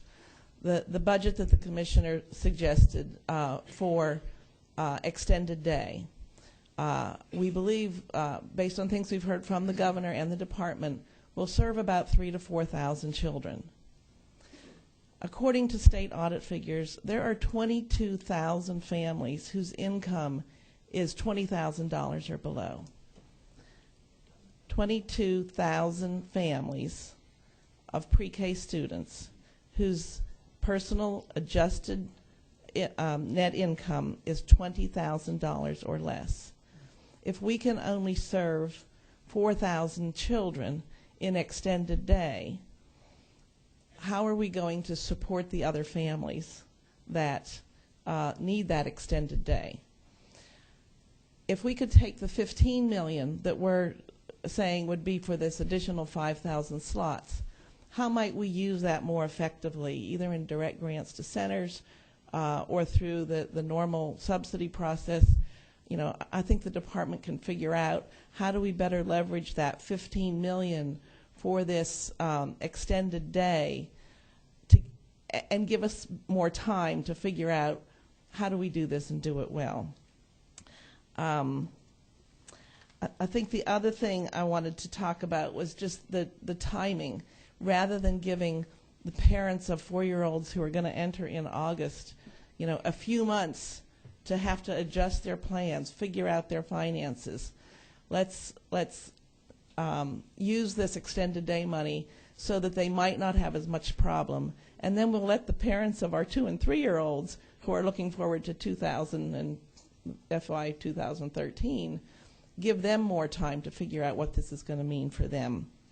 Our pre-K providers, both our public and private providers, you know, they're going to have to look at a whole new business model. So how do they look at their market research? How do they assess their consumers to adjust their business model to meet this new strategy? Pre-K is not a luxury. It's not babysitting. It goes beyond a safe environment and healthy food. Pre-K providers are not lemonade stands. They're small businesses and complex programs that require planning, strategy, and market insights. So we may have very few budget choices that allow us to continue the program that we've had, but if these major changes must be made, we would like to see 2 commitments. The first commitment is to delay the 5,000 slots and to reinvest that money in extended day. And the second is to reinforce Georgia's commitment to universal pre-K by developing a strategy of diverse funding streams to achieve this goal truly by 2020. We thank all of you for your commitment to taking the hard choices on in this particular situation. We thank the governor for wanting to sustain quality. And at Voices for Georgia's Children, we will retain our high goals for Georgia's kids. You know, a mom and dad don't reset their goals for their children when hardship hits. And we don't want Georgia to reset our goals for children either. We want to maintain that commitment to universal pre-K and to explore all the options for reaching that goal as quickly as we can. It's good for kids and it's good for Georgia. Thank you. You have a question. Thank you, Mr. Chairman. You talked an awful lot about the amount of children that we have or families at or below the poverty level, and I've heard several of the presenters today talk about the same types of issues. Talk to me a bit about the number of Head Start programs, which is a needs-based program that does and is supposed to fill in that gap, and talk to me about how we need to balance that with universal pre-K and HOPE, which is not. I believe somebody can correct me. I think there are about 10,000 children in Head Start. Is that correct? Okay. And the poverty level in Georgia among children under 6 is about 23%. I don't have those numbers. I'll be glad to sort of calculate that and get it to you. The state audit figures that I quoted, where it's actually 36% of pre-K kids, which was the 22,000 children that I mentioned, below $20,000 a year. And then they show that about 68% of families in pre-K are $40,000 a year or below. So, and you know, these are families of young children. They're at the beginning of their earning career, not at the end. And so they really do have tremendous needs. And a lot of the research that now looks at middle-class families and working families and the impact of child care costs on their budgets is enormous. Thank you. Thank you. I will.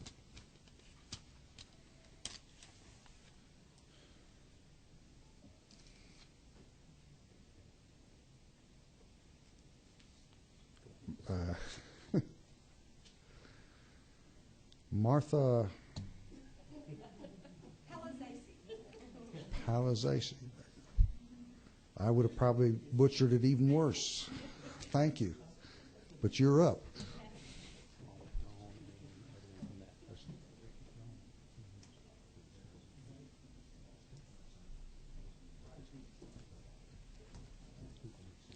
Thank you, Commissioner and committee members.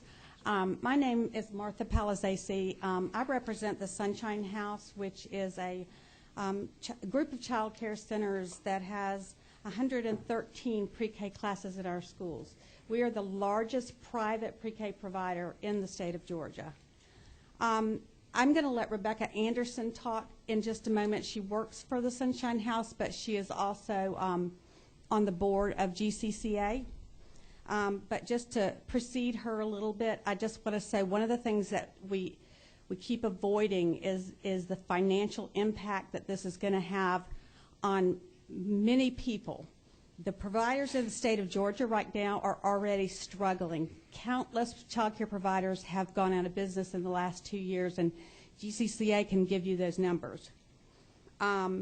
We have been losing more and more money on this program over the years because they have continued to raise the bar on what we need to do, but they have not done equivalent rate increases to pay for that. Now, what they're going to do is decrease the workday for our pre-K teachers, which is going to cause another struggle for private providers. We will lose teachers, we will lose families, and again, this is going to impact the entire state of Georgia because we are not a small number. As a early childhood educator, I can't say I disagree with a 4-hour day. I think, and some people might argue that it's more developmentally appropriate. However, I do disagree with the funding. The funding was already inadequate, and now it's going to be the same funding, and we're going to be asked to provide the same program in a shorter day. So now I'm going to turn it over to Rebecca Anderson. Good morning, and thank you again for the opportunity to give us the chance to come and speak before the committee today. As Martha said, I'm Rebecca Anderson. I am the Pre-K Project Director for the Sunshine House. I represent 37 locations across the state of Georgia, 113 pre-K classrooms, 226 pre-K teachers, and 2,260 children that are in the pre-K program just with our company alone. As she had referred to simply there, that funding for pre-K classes has never been at the levels to sustain the quality programs in the history. This change will contribute to the problem since it equates to cuts in teachers' pay while asking them to provide the same high-quality program for the children in a reduced number of hours. Additionally, in the history of the program, it's been very difficult to find those high-quality teachers to work for less pay and benefits than the school systems provide. This change will add to the problem of finding and retaining the best and brightest teachers that we can. You heard from Emily Cunningham just a few moments ago. Emily is one of my pre-K teachers in one of our programs. She is a strong representative of the teachers that I stand to lose, these teachers that have a commitment to what they do day in, day out to these children. And I've already talked with several of my teachers. My phone has rang off the hook since the first of the week and this news came out. Teachers are scared. They're literally scared to death. They're supporting their families and their children's. Parents also in the state of Georgia have consistently supported the lottery-funded program because of the benefits to the children that they have at this age. These recommended changes will dilute the program and ultimately make it less desirable for these parents who've consistently voted to keep providing this service to our Georgia's 4-year-old population.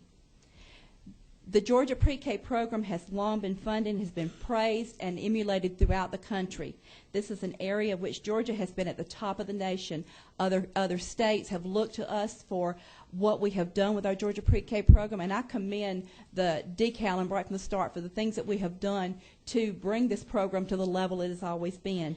My concern is that these changes that are coming are going to reduce the program to more of the weak attempts that so many of our other states have tried to do and have failed to do to the extent that Georgia has done.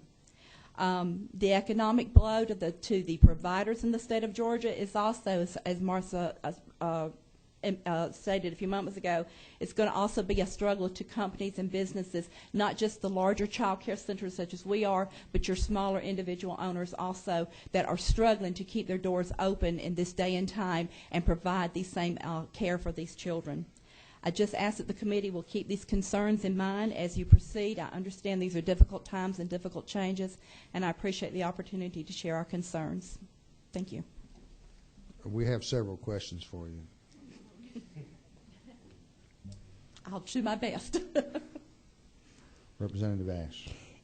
Thank you for coming. And you have how many different Sunshine Houses? I have 37 across the state. And are some of those in what was called Zone 1 delivery and some in Zone 2? I do. I have a mix of both. I have more in Zone 2 than I do in Zone 1. I have 2 sites in Augusta, which fall into Zone 1. I have 1 site in Dalton, which falls into Zone 1. Now, I understand the differential between Zone 1 and Zone 2 is going to not be differentiated in the cut.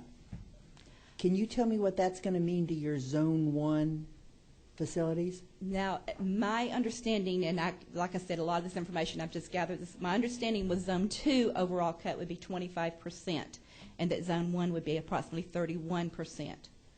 So Zone 1s have always gotten less already. So taking a 31% cut in addition, if I'm correct on what, well, this is just, we have an expert on the zone cuts here. Yeah. We need some help about zones, those, particularly those of us who represent Zone 1.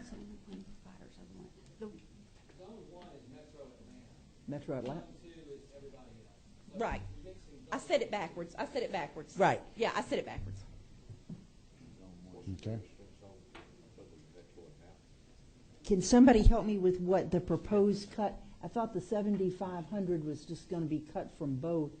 And Mr. Chairman, I'd sent some information to you all just a few minutes ago. According to our charts and how we compared it, and Leslie, I want you to correct me if I'm incorrect. If you had a certified teacher in Zone 1, you're going to be getting, just the non-instructional cost alone will be $7,500 less. Then the teacher, I believe, is $17,000 less.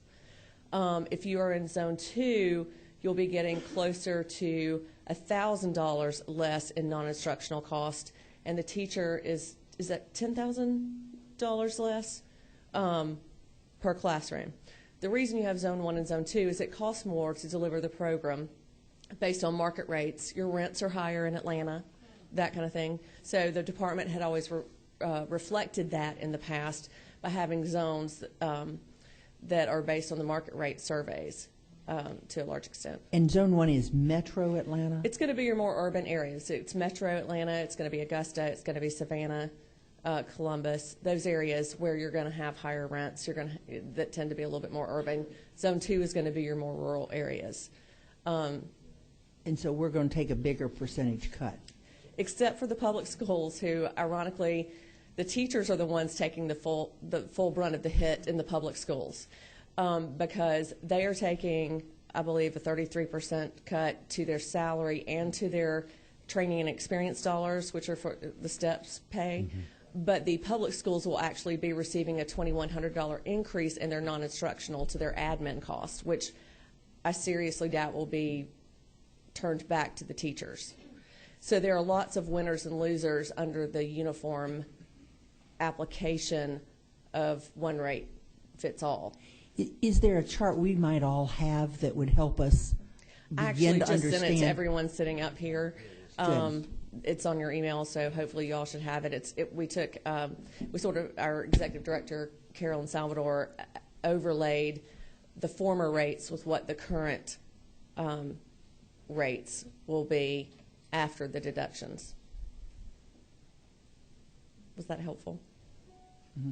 Yeah, she's bringing I'm pulling it up it on up. her iPad. Thank you very much. Thank you. It was just that you had facilities in both that led me to ask the question about what's going on. Okay. Because that's a piece I've only heard this morning. We have a couple more questions.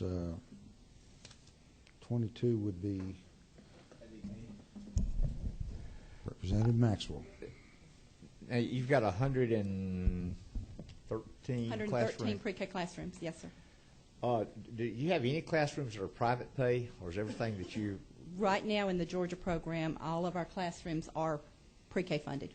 Okay, so y'all don't do any private pay? Not at this Do time, any of no. the providers that do a pre-K lottery funded, do any of those have private pay classrooms? Does anybody know that some of them have private pay? I believe there's That come in some areas that, yes, that do offer that in various areas of the state. I think it depends. It's more economic, in my opinion, as far as where parents can afford to pay in maybe certain pockets of the state. But overall, and I'm sure there are some at Sunshine House. Ours are all Georgia pre-K. All right, and of course we realize the lottery was originally designed just for the Hope Scholarship. I believe, and pre-K is not part of the constitutional part of the lottery. I think that was pre-K was sort of come in not part of the original constitutional part of the funding, I believe. Well, I think it was all developed at the same time. The only difference is the Hope Scholarship part of it is actually contained in statute, whereas the pre-K is set up differently. I'm not saying it's not. I mean, I appreciate That programs, but it is a separate. You were choosing sides. Is that what you? No. I love you. You got one more. Okay. Representative Ash. Pre-K's in the Constitution. There's just not statute on it specifically. Right. But since Constitution's not statute, it actually does carry the same weight as Hope. Right. It's just Hope has a lot more you all put a lot more statutory requirements on the Hope Scholarship. Well, the changes to the Hope Scholarship program. The changes to the Hope Scholarship had to be done with statute this time. The pre-K changes are all being handled through the funding formulas. You're off the hook now. Thank you. Let's see, that took care of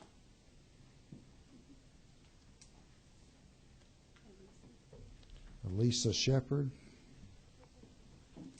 Kids are kids.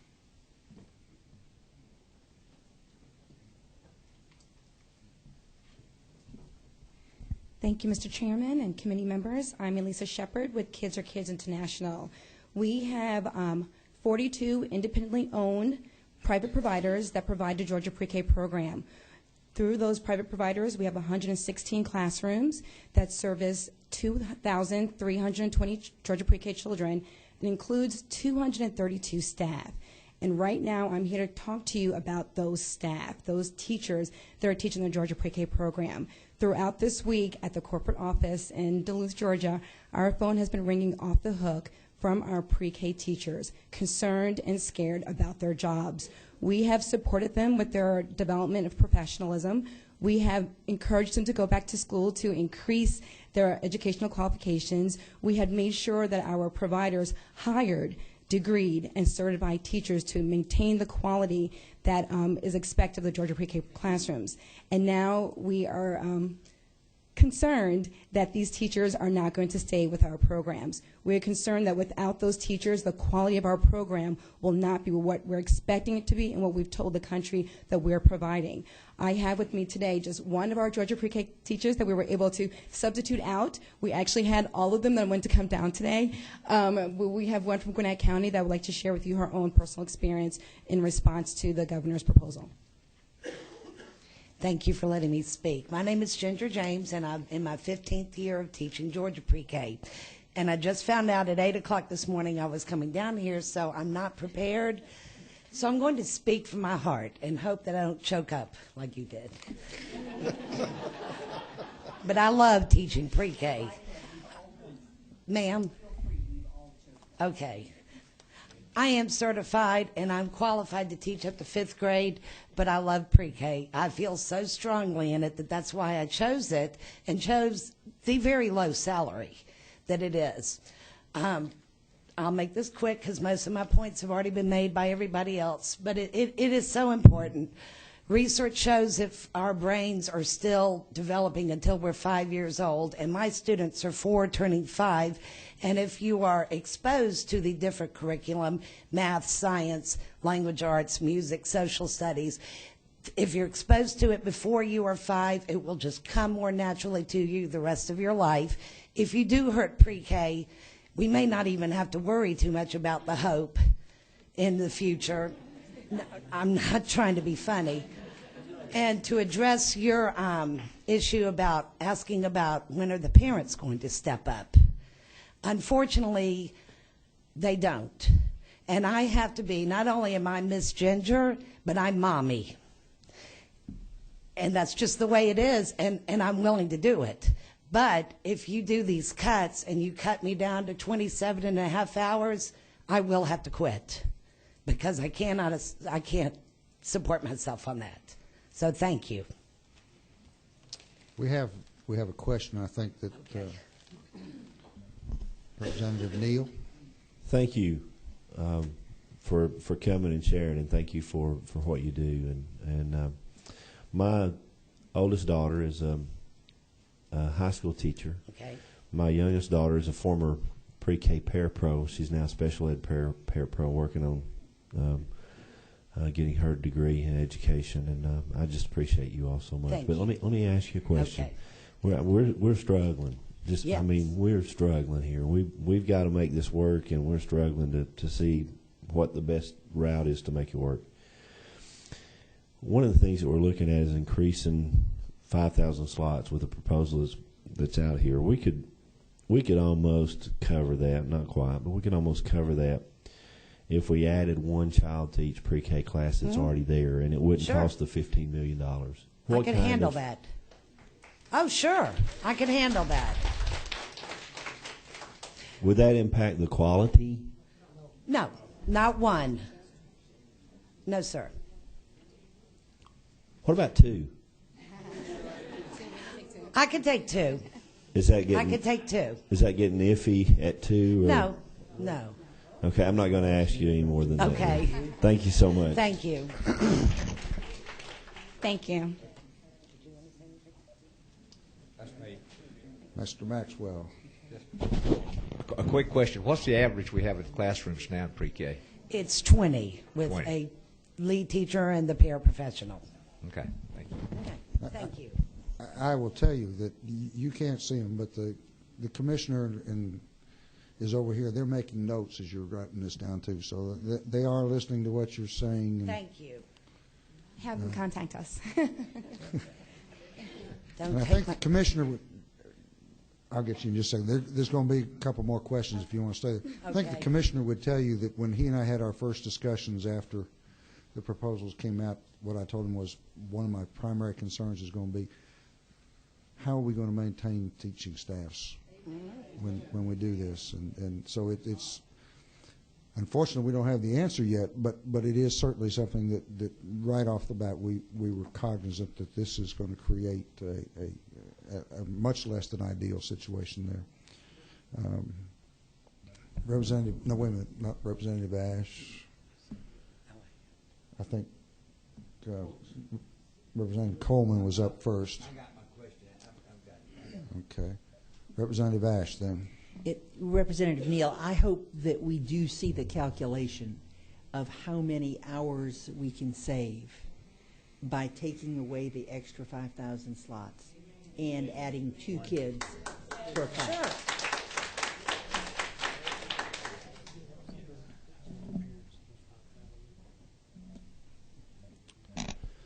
Thank you, Mr. Chairman. And I really appreciate Representative Neal with laying it all out there on the table. And folks, you understand that we've had to shave over $4 billion in the last 3 years off of a budget. You know, we're fortunate that we live in a state that requires us to balance the budget. That's a good thing. But it means that we have to make really tough choices. And they're not easy choices. And we agonize over them. And I can tell you that I'd be willing to bet that if you ask each one of us up here, there are times that we wake up at 2 or 3 o'clock in the morning trying to figure out what the answer is going to be. I've been doing that too this Yeah, week. and it's, well, you're not alone. I know we're talking about the 5,000. Realize that every child, even those 5,000 slots that we're talking about, represents a child, represents a family, represents someone who has the same needs of the people that are in here. And so just remember, folks, that at the end of the day when the decisions are made, no matter what it is, that you got folks that care about it. Otherwise, we wouldn't be down here. Representative Ash, did you have another question?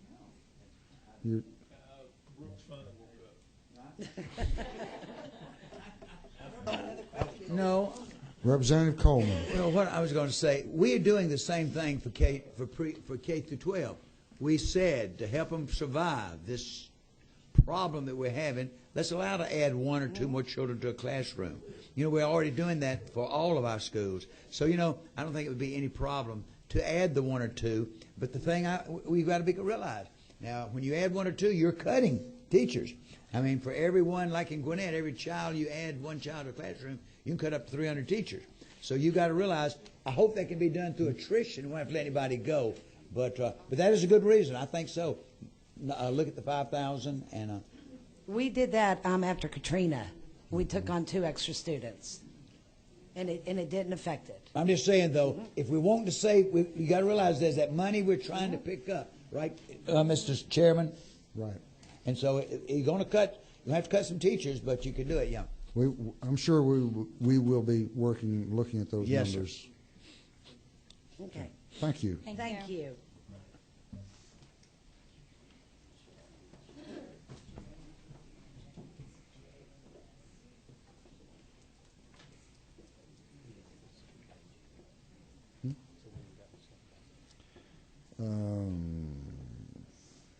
Ash Patel.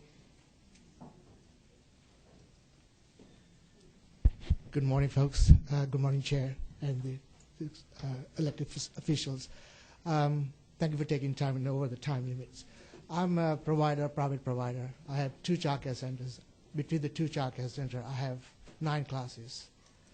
One of the center is completely under Title I area. Those children there day in, day out. These 5,000 students that we're talking about, I don't know where they are situated. All over, I assume. We got more than 5,000 actually. It was 10,000, but I think it's more than 10. But we're not getting all counts in yet. But my thing is that, also somebody said earlier, is that why don't we agree on adding 2 more students to the class, each way, so it would be more than 5,000 students that would be available to go to the pre-K. Also, that brings me my question to my staffing. We're talking about providing education to the young children on a best standard that we can do. And we've been doing it for the last 13 years. I've been in the business for the last 12 years. And I see what the improvement is done from my kindergartens, my pre-Ks to the high school graduates. I've seen more increase in graduation at the top level. They are going into college. They're sustaining their grades. They're sustaining 3.5 average. I have 2 daughters. One of them's going to be a pharmacist soon. She went through pre-K here, so I'm very proud of that. One of them's Georgia State going to come out with a bio degree. That's one of my daughters. She said wanted to go to the education side of it to teach. I persuaded to not to, because there is not enough money for the teachers out there. This year they've changed the rules at DeKalb that 2-year degree associate can stay. They're grandfathered in. Now you're telling us to provide less salary. That's a third off they're going to be getting. They're getting $18,000. Take a third off of that. That's $6,000. That's $14,000. That's well under poverty to support a family of 2. Folks, I think we are in the wrong direction going in education-wise. We need to support more of a foundation, have to be given to the 4-year-old, and all ages, no doubt. But I think we are missing the point here. We need to see how our 4-year-old graduate kids come out. I want to see them to be a leader, as just you guys are up here. I want them to provide the best education that we can at the early stage. All of you know 95% of the brain is developed at the 4 to 5 year of age. Standards are there. That's my comment. Thank you. Thank you. Neil Gass.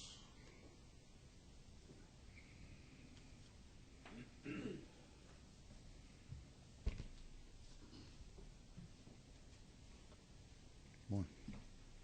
Afternoon. He's still morning.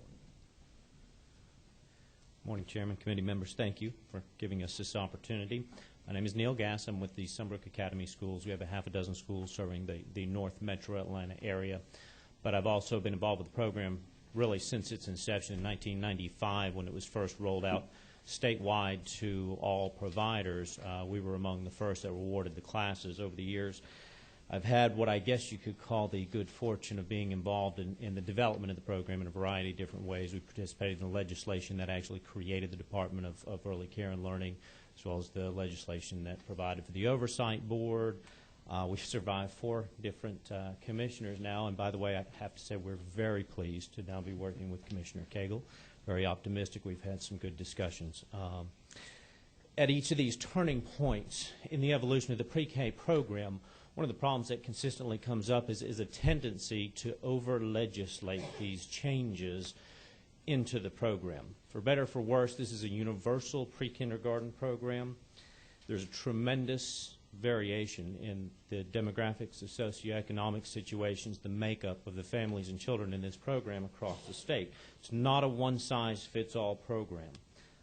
If the conditions dictate we've got to make some cuts, as they seem to do, we'll play ball. We need to go to a 4-hour day. We'll try to figure out a way to make it work. We'll work with the department. We'll work with all the providers and figure a way to do that. But the stated goal of the pre-K program is very simple. It's to get every student to school ready to learn. There's already a tremendous amount of controls that are in place in this program that assure the quality of the program, the desired outcome, children who are ready to learn. We have the regular consultant visits. We have program assessment tools. We talked about the student assessment tools, the class observation methods. It's a huge change we're undertaking with very little time to really figure out how to best make this work for everybody involved. What we're asking basically is please allow the flexibility for providers to figure out the best way to implement this program. I was very encouraged by the Commissioner's comments earlier with regard to allowing that flexibility.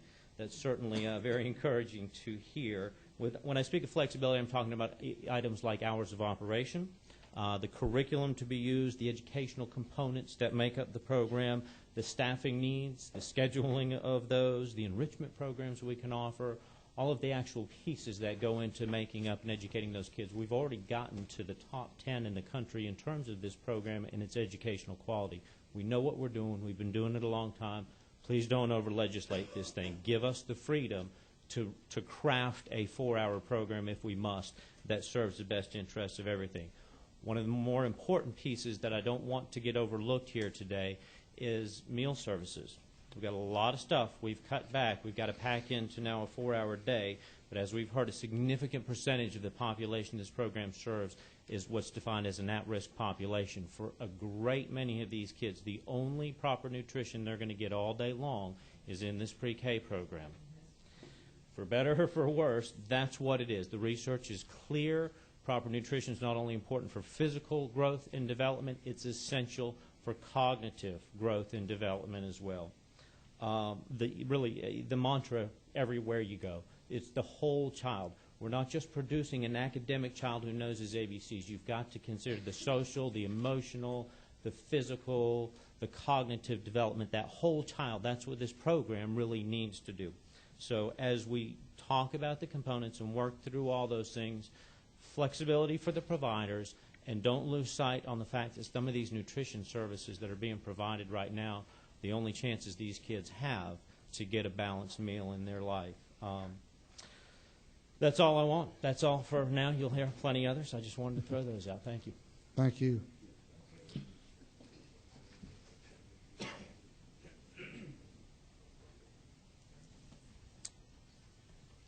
Tanya Holder.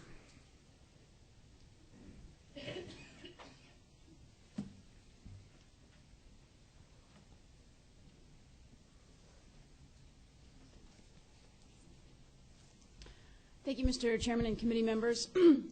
My name is Tanya Holder. I work at Sheltering Arms Early Education and Family Centers.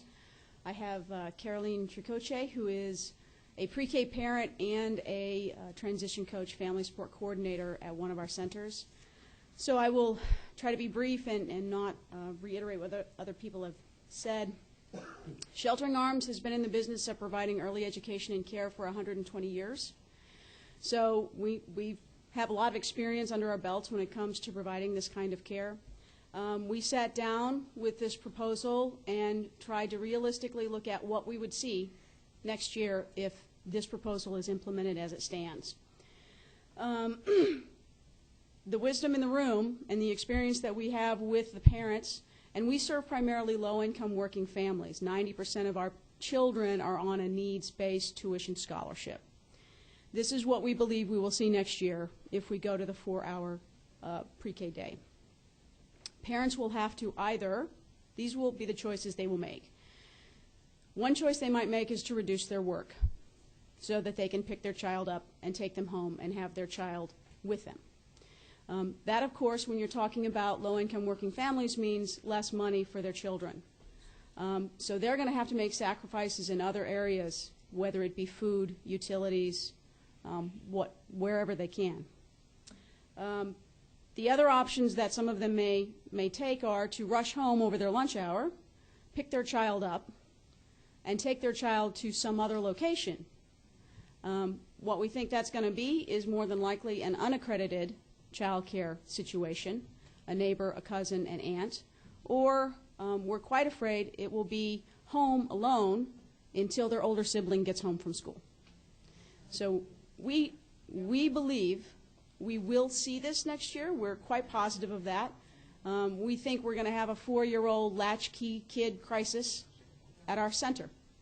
And I think we'll probably have that across the state, because working parents are going to be presented with no good options. And so the only options they'll have will be bad ones. The other piece of it that the previous speaker was talking about was the nutrition. And again, Sheltering Arms is investing in the whole child. So we provide the solid curriculum, but we're also charged with getting these children ready for school, which means proper nutrition so that they can learn. By eliminating the hot breakfast and hot lunch and snack, you are eliminating what we know is 2/3 of the nutritional requirements for every single child. Now mom or dad's going to rush at lunch, pick them up, probably go through the McDonald's drive-through, and drop them at home or drop them with a neighbor.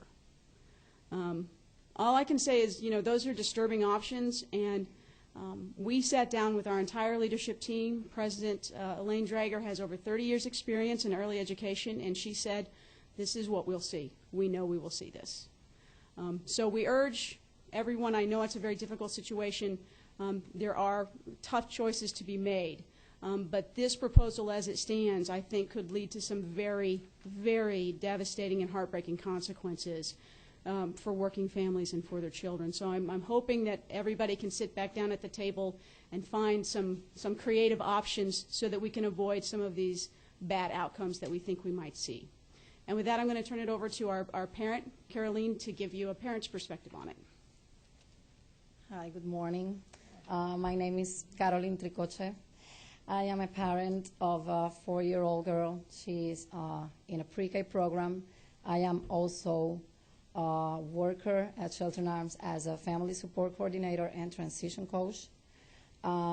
This will affect our teachers, our staff, our children, and our other transition coaches, because a lot of people ask, what is a transition coach? What is that? What do you do?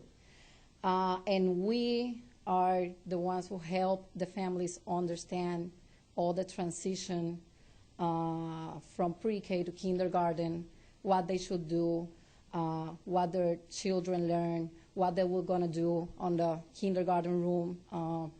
A lot of parents, they don't have the time to go to the schools, to the parent meetings.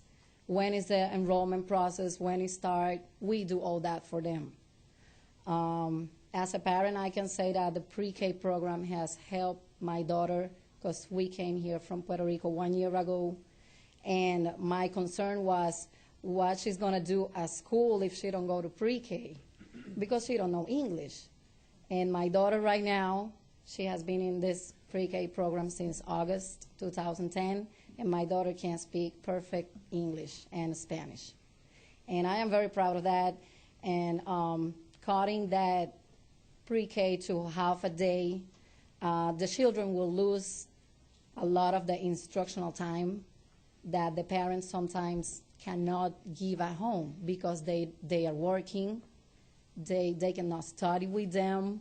They just review what they have to do, and that's it. The teachers are the ones who are with them and teach them all they need to do or they need to know to go to kindergarten. Right now, my daughter knows how to tie her shoes. She knows how to read. She knows how to write. And that is thank you to our wonderful teachers. And they also are concerned about their jobs. That's all I have to say. Thank you.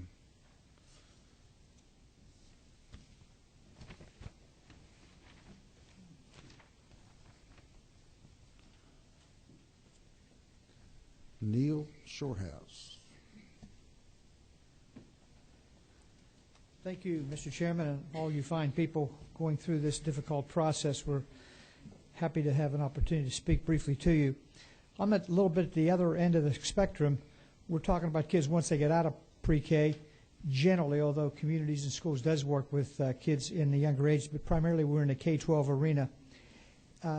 We have received a number of cuts over the years, about 40%. We were at our high under Governor Perdue, and now this has gone down to the point where about half of, about 40% cuts so far over the last few years, and that is reducing the impact of the program. We were in about 300 schools, we're about 600 schools. We're now in about 300 schools. We're down about half. Well, we're up to about, we have about 132,000 kids that we serve through communities and schools, and these are all kids who, in the opinion of school leaders, would not be successful or are currently failing in school and need some kind of intervention in order for them to succeed in over and beyond what the school is already doing. I wanted to say a couple things about results, because a lot of what decision making is about results. We all make great efforts, but what are the results? I will tell you that with these children who come into the program ages 6 or 7 up to about 17 or 18, they have increased their attendance on average by about 6 days a year compared to what they were prior to coming into the program. The expansion, the suspension rate has gone down about by 50% of these kids. In other words, when they come into the program, some of them have suspension problems, behavior problems, but that goes way down, and to the point where many of them have zero suspension problems. 80.5% of our students increased their academics, which translated into about a 9 percentage point increase in grade averages. This last year, we had about 874 more kids graduate from our performance learning centers, so we're well over 5,000 of these kids who have done that so far. The program appeals to middle class, upper class, and lower income class individuals. And to Representative Maxwell's point, about 42,000 parents are part of what we're trying to do. They are, I fully agree, that if we don't get to these parents, we won't be able to sustain the changes. And so parents are a vital part of what we do. But as I said, we are shrinking in our ability to do all that we're trying to do. Regarding parents, some people think that these parents are, quote, sorry parents. We've discovered that when we make the effort, treating them as customers and go after them as individuals to engage them in the program, they end up responding like a good customer service effort will produce. And so parents are an integral part of what we try to do. Finally, 97.5% of the students in the program either graduate or stay in school. So as you think about what you have to do with your money, I think you want to buy results, and we think that we have proof that we are getting those results, which is not to say that others are not also getting results. But that should be one, we think that would be one way you'd want to measure what you would want to do with your money. Our hope would be that the cut that we have received could be halved, and if that were to happen, that would increase the rate of our ability to continue the program. So we are losing programs, we are losing school participation, we are losing the number of students, And these are all students who, this is that pay me now, pay me later equation. We cannot afford anybody not being educated in this state. And we have to do everything we can, and I know you fully agree with that. This is one way to continue that and move children and their families out of this cycle of poverty, because once these kids become graduates, we seek to enroll them with the technical college system of Georgia. And our new objective of the next 3 years is to have none of these students, as they do enroll, needing remediation. So this is a way to lift ourselves as a state, and certainly through these individuals, out of the problems of poverty and become contributors and not just tax takers, but taxpayers. We have a couple of questions. Yes, sir. Representative Maxwell. I really appreciate what you guys have done down through the years, and I think it's just an excellent job you're performing and working with these children. How many total students are you serving now? Do you Right have a now, rough this number? last year, the 10-year was 132,700, something like that. Wow. I appreciate that. It was half of what we were when we at our peak with Governor when the Perdue administration. So I mean, thank you. I'm glad we're able to do that much, but we. So you did have 200-something thousand. Way over that, yeah. Wow. Mm-hmm. Yes. Wow. Thank you. You're welcome. Representative Ash. How many states do you operate in now? 27. And in those 27 states, is there something you could say in general about how the public-private partnership works? Which states do you raise private money in?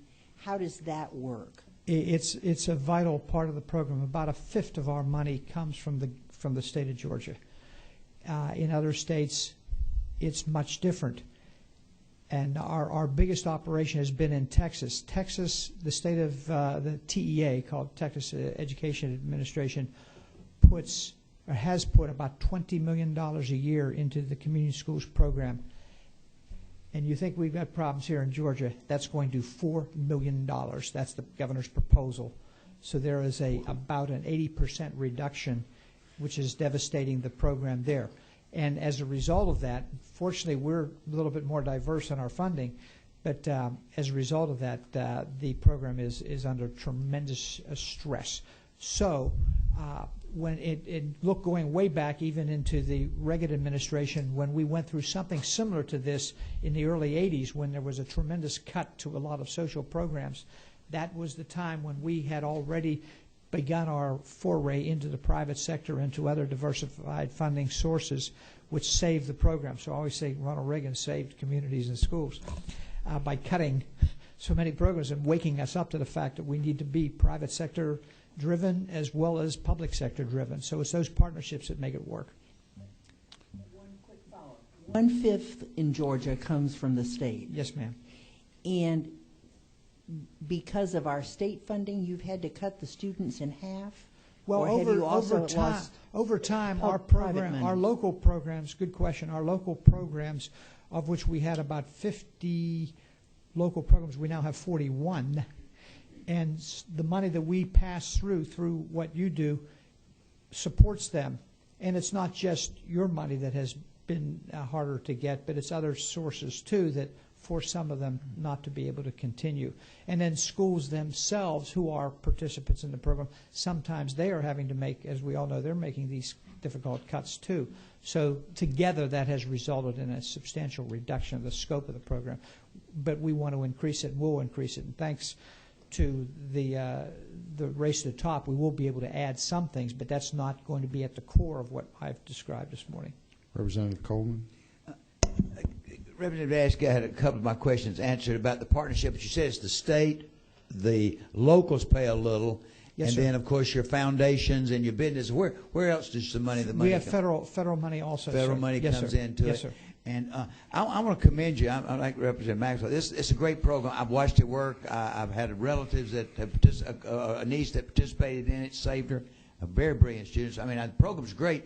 The one thing I'm wondering, the program is wonderful. Are the school systems, we need to disseminate this. Can the school system not take it over for their alternative schools and What's the dissemination process you have of giving this model to schools and them taking it over? Some have done a great job at that and are contributing to that, and others are not doing as well on that. Representative Neal's area up in Catoosa County, I mean, they have figured this out, and but some, I don't know why, but some districts don't grasp the importance, frankly, of, and that goes from Catoosa to even little small places, very small communities will hang on to the program with greater diligence, so to speak, than what others do. And I think that sometimes it's a matter of leaderships, and certainly it's a matter of local tax base. But that is the future of the program, to drive it into the school systems more. See, that was my comment. Yeah. It seems like something y'all need to market, and you need to, so to speak, sell, to the local systems. I know you don't want to put people out of job, but you could be the marketer that handle that. But it's a great model that I'd love to see the system snap onto. Thank you, Mr. Chairman. Thank you. Representative Ash, you had one more? Well, you intrigued me, because one of the things that I'm finding interesting and significant in this funding set of discussions we're having is how these extra race to the top dollars are fitting into things we have historically been funding. So at the end of your comment, you said, but we're going to get some race to the top money.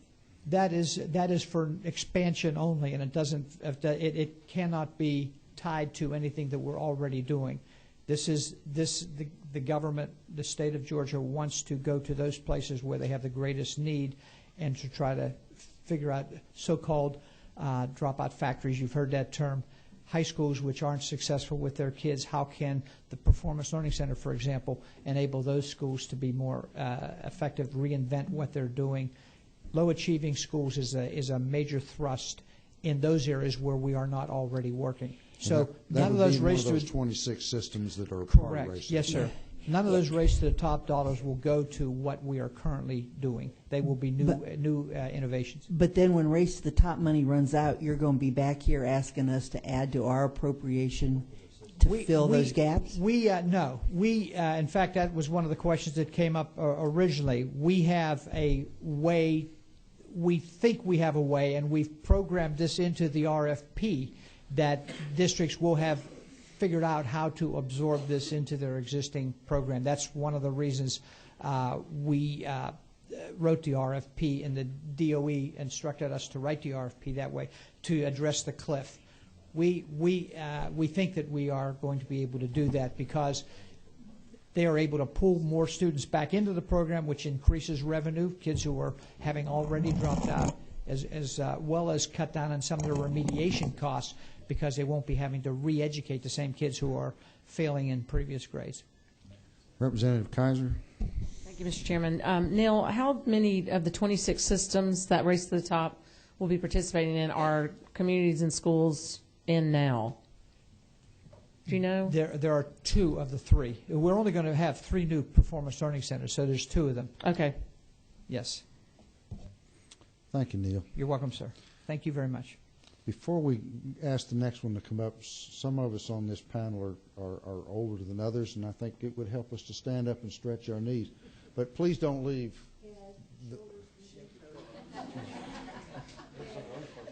Some of us are not only older but more foolish. Y'all join us, please. Y'all been sitting there a long time. Y'all got harder seats than we have. All right, everybody sing this song. No. Lead us, Mr. Chairman. Happy trails to you. No. Hey, Tom. Lydia? Miss Cunningham. I'm Aaron Shine from the AJC. Hi. I didn't catch your first name. It's Emily. Emily, it is Emily. Okay, yes, thank you very sir. much. I Thank appreciate you. it.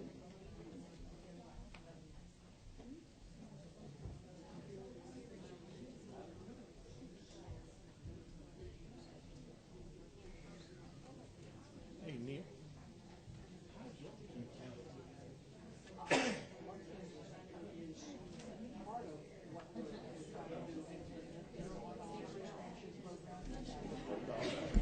Okay, folks.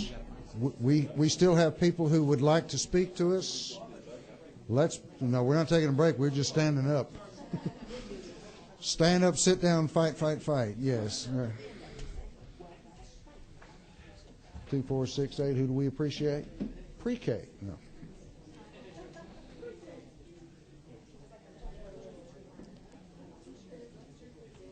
Okay, next up to speak to us, and we need to all give them our attention.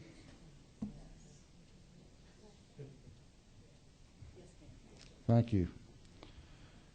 Andrea Bevel. And I assume that we've also got Courtney Gilmer and Mindy Binderman. Just Courtney and Andrea. Okay. All right, well, I'm not going to repeat. I've heard a lot of concerns. Again, I'm Andrea Bevel. I'm a Center Director at the Sunshine House. And I share a lot of concerns that I've heard from a lot of people about the cuts to the pre-K day.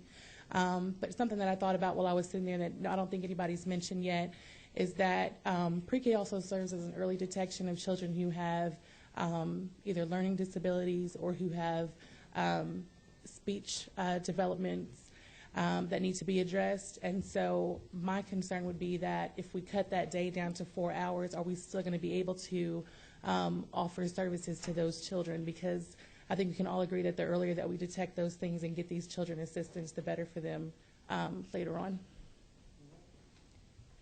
And Martha and Rebecca stated a lot of things already for us, but I just keep hearing over and over again that we're going to keep the quality in the program, and I just don't see how it's going to happen with a 4-hour day. We're already having our teachers push a lot of things into their lesson plans and into their schedules to teach these kids what they need to know before they go into kindergarten.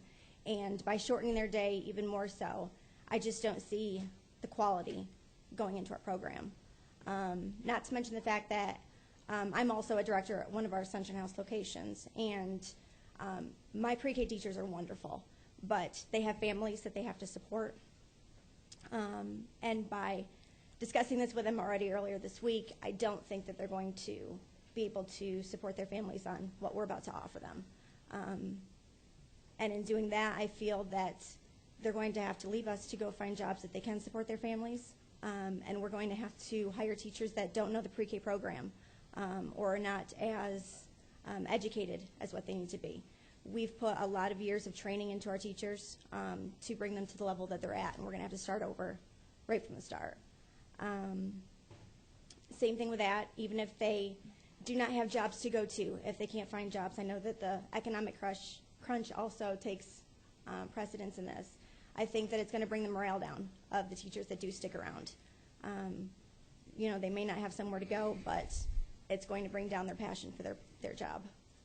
So I just want to put that out there. Thank you. Mindy. Thanks, Mr. Chairman. I'm Mindy Binderman with GEARS, the Georgia Early Education Alliance for Ready Students. Our vision is that by 2020, all of Georgia's children will enter school ready to succeed. And please notice we don't say ready to learn. They are born ready to learn. But we want to get them, and what these early years are about is getting them ready to succeed so that our K through 12 investment that we make is maximized, so that the Hope Scholarship is maximized, so that we have these children ready to enter the workforce and be valuable adults, and so that they're ready to succeed when they enter school and on a path to read to learn by 3rd grade, because we do know that once you hit 3rd grade, you're reading to learn and not learning to read, that the textbooks that we have to take, that children today have to, and all of us, have to absorb a tremendous amount of information, and if we're not reading to learn, they're that much farther behind. I really want to thank you for your patience, and I want to thank the governor's office and the department for listening and for being willing to collaborate with us and be flexible and creative as well. We know we're in a very tight budget situation, both with the lottery and the state's general funds, and just listening to you here today, we know that you care about these programs. You want to help us work out a solution that's best. You understand the research that full day is better for at-risk kids, and you're hearing about teacher quality and all of these issues. So I'm not really I don't want to belabor those points. I just want to make a couple of really quick points, and then I'm happy to answer questions, and I'm here and anytime to talk. The first thing that I want to say is that we do need to be creative, that we want that the longer day is better. We're very concerned about at-risk kids. We don't just have to look at lottery funds Traditionally, Georgia pre-K has just been funded with lottery funds, and I know the state general fund is in even worse shape. But we've talked about Title I funds. We've talked about Head Start funds. I don't want to just limit us to looking at lottery funds, but look at many ways other states have used to maximize dollars to create full-time, full-day programs. The other thing I want to talk about is that if we do have a shortened day, what happens to those kids? I'm a parent myself. I can and I've always had to work. I haven't had a choice. I can tell you that the most stressful part of parenthood for any parent is finding quality child care for their children. Every parent wants to do what's best for their children, and we want to make sure that every hour that a child spends inside a home with a parent and outside their home and care maximizes their potential to learn. That's what this is all about. And the concern, another concern that hasn't been brought up so much about a part-time day is what happens that second part of the day. Parents are probably going to have to pay for extended day. Someone talked about either they'll go to substandard care, they may be left at home, they may stay in the centers where they're at, and those centers are going to try to provide good after-school care for them. Some kids will be able to get really great enrichment services, music lessons, art lessons, sports, because their parents will be able to pay. Other kids, that after-school hour, those after-school time, as much as the schools want to do, could be putting them in front of a TV with a VCR because they can't afford more care, or a playground with not great equipment. Whatever that is, we want to make sure, as I said, that if parents have to work and don't have that choice, that we're providing care that every hour counts for those kids. And we've got to figure out a way to fund that, whether that's with not meeting the whole demand and cutting the waiting list slots so we can provide extended hours, even though we've all talked about the need to meet demand over the years, and we would hate to do that. That we have to look at those solutions and be willing to put our dollars where they count the most right now. Again, I want to say that we're really anxious to work with you on solutions, and we thank you for your time and are happy to answer any questions as the time goes on. Representative Neal. Thank you, Mr. Chairman. Mindy, I know you've done a lot of work through the years, and I appreciate that. We've worked together on a couple of things.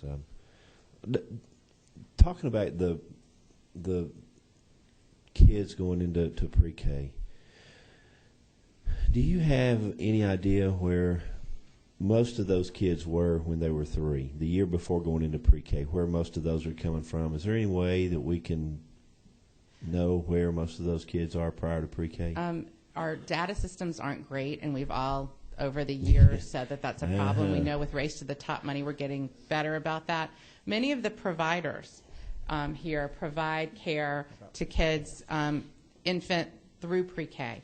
And many of the families choose to continue with that provider, and that's the beauty of our pre-K system, that there's both private providers and public providers, so families can make decisions that are best for them. So some of them could tell you that those kids come directly from their 3-year-old program. I'm assuming the public schools also ask, but we don't have a statewide data collection. We can tell you anecdotally where they come from more than we know overall, than we have a snapshot right now of the state. Mr. Chairman, can I follow up with that just real quick? Extremely quick. Extremely quick. I have 2 granddaughters who will be going into pre-K this next year. One of my concerns is that wraparound service, and if we reduce from 6.5 hours to 4, where those kids are going to be, and I know we've addressed a little bit of that, not a whole lot of it, but my daughter. As my granddaughter goes into pre-K next year, even if it's a 4-hour program, and she has to provide herself that 2.5-hour additional on a wraparound, my daughter will actually be relieved that she's not paying full cost of daycare. And I'm wondering how many of these, that we're looking a lot at that wraparound service, but I wonder how many of them actually, even though with it being a shortened day, will be better off having not paying for full child care once they go into pre-K. I had a conversation with a friend whose child is going to enter pre-K next year as well. She said the same thing, but she's one of the very small percentage, and maybe your daughter is too, and I don't know her situation, of families in a different income bracket. As Pat Willis said earlier, we know that 60% of our pre-K families make an adjusted gross income of under $40,000 a year. Actually, 80% make under $60,000 a year. And so we're talking about only a small percentage of families that can really even afford to scrape. They're already doing it, if say from the hours of 3 to 6, if they work full time. But to extend that to 12 to 6 makes it that much harder and that much scarier in terms of quality. If many of our pre-K students are, especially in the private settings, coming from the daycare now into the pre-K in the same environment, those families are families that, even though they're sacrificing, and I can tell you, my daughter is struggling. I can tell you, there's no question about it. It's very, very tough for them.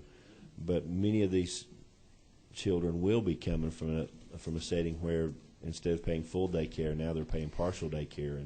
And that's exactly right. And right now what we're doing, I mean, there is some child care subsidies for the younger kids. There's not enough. There's already a waiting list. Private funders are putting in some money, but again, that only goes so far. And so our child care system as it is now, we've coupled together a lot of different funding sources, and we'll continue to do that. But this makes it that much harder. Some families, as Pat said again, they're just starting out. The parents have budgeted that they can hold on and a mom can stay home for a little while, but when that child, gets to a certain age, they've got to go back to work. So there's families in a lot of different situations, and again, we want to partner to try to find the best solutions for all of these families. We know it's hard for you to make decisions, and we know it's very hard for the families and the teachers as well. We want to make sure that all these kids enter school ready to succeed, and that's really our goal. You have another question? One time, the income of families in Georgia pre-K. Start with the very poorest, the less than $20,000 a year. What percentage? It's less than $20,000 a year. It's 36%. And less than $40,000 is 60%. Is 60. And we do know that about 67 or 68. 67%. We also know that currently in Georgia pre-K, it's 56% of the kids are Title I kids. Is that about right? Category 1 kids, Category 1 kids, which means they're eligible for some kind of service from the state already. So they're already and then at-risk under kids. 60,000, it goes all the way up to 80%. And so we did ask, and we know that mixed income classrooms make the biggest difference for kids educationally. There's something good when kids can learn from their higher income peers. So mixed income classrooms are the best. But and so we've had some concerns about sliding scale fees in the past.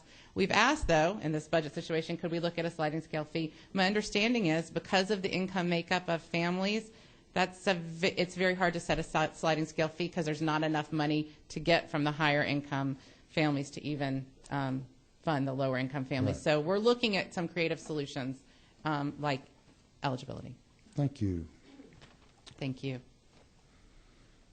Bill Powell. Thank you, Mr. Chairman, committee. My name is Bill Powell. I'm the owner of Always Kids Child Care Center in Austell, Georgia. I appreciate the opportunity to speak with you. I'm not a big operator. I have one center and 2 classes, so I wanted to kind of give you a perspective of a smaller operator. I'm trying to understand what the cuts mean to me as an individual center, and if I understand correctly, somewhere in the 25% to 30% range of cuts. So to give you an idea of how that will affect me, right now I receive $151,000 on an annual basis for my Georgia pre-K program for the 2 classes. If you cut 30% out, that's a $45,000 reduction. I understand the budget situation that the state is in. As an operator and a private business owner, I have to balance my budget just as you have to balance the state's budget.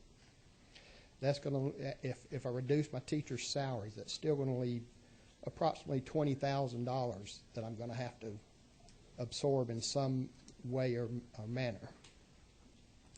I've got my reconciliation form. Each year each pre-K program has to provide a reconciliation form. Now, I've been audited before, so I feel that this is an honest accounting of the cost of the program. So my last year, according to general accepted accounting principles, I spent $3,000 more on the program than I received from the state. If I have to somehow absorb this other $19,000, then that's going to be an extremely difficult thing to do. If we have some flexibility in the way we can operate the program, and I think you mentioned having a morning class and an afternoon class, I understand that it might result in a reduction in staff because of not needing as many teachers, but I think it would help maintain the quality of the program. And instead of losing most of my teachers, or both of my teachers, I have 2 teachers now. Instead of losing both of them, maybe I can retain at least one of them. I heard a question earlier. We talked about a study that showed how the students who went through the Georgia pre-K program compared, say, by the time they were in the 3rd grade. And I guess the study shows that they're kind of evens out then. Well, I think a question that we should be asking is, how many of these students would be behind at the 3rd grade level if they hadn't gone through the Georgia pre-K program? Now, 80% of my children are considered at-risk children. So my question would be, without this program for those children, how many of them are going to be behind? I understand that as they get to the 3rd grade, it kind of levels out. But that's, to me, that's the beauty of the program. Instead of having so many of these children start behind in school, they're ready for school. You had a question about how many students are already in child care. Well, this is my 14th year of being a Georgia pre-K provider. So I can tell you in 14 years, about half of them are already in the center. So we have 40 children, usually about 20 of them are already in my 3-year-old class. So that gives you an idea of how many of them are already paying regular child care and they're paying reduced child care once they get into the program. You know, I just think if there is some flexibility, if we're allowed some flexibility in the way we present our program, reduced days, double sessions, then we can probably make it work. I know that the money is not there to continue at the level at where we are now, but trying to provide side-by-side classes of 4 hours. I've got 2 classes, so trying to have a class, both classes operate from 8 to 12, physically that's going to be very difficult to do and maintain the program. You know, doubling the classes or having a morning and afternoon program is a very good way for us to look at this. I thank you. Thank you, sir. We still have a number of people who have signed up to speak, and I'm going to sit here till you all have had your chance. But I would encourage you, those of you who are still yet to speak, if you're going to come up and tell us the same thing that we've heard now a number of times, shorten it down. Tell us we need to have flexibility. We've heard that a number of times, and we, you know, we want to give you your chance to be heard. But let's see if we can speed up a little bit. Lydia Meredith, Beacon of Hope.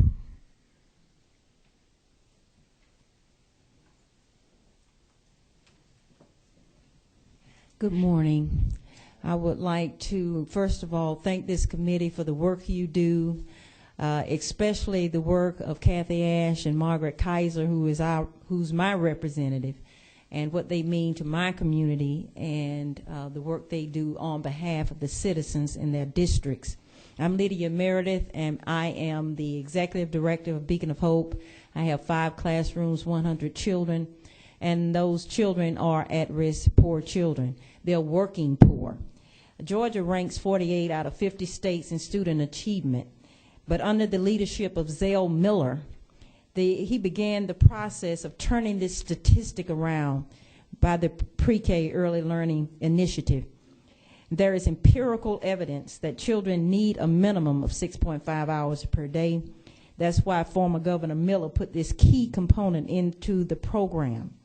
I serve the working poor, at-risk children, and they're desperately in need of this 6.5 hours. And the innovative transition coach program that came under the administration of Governor Sonny Perdue to deal with the severe social economic needs of Georgia families.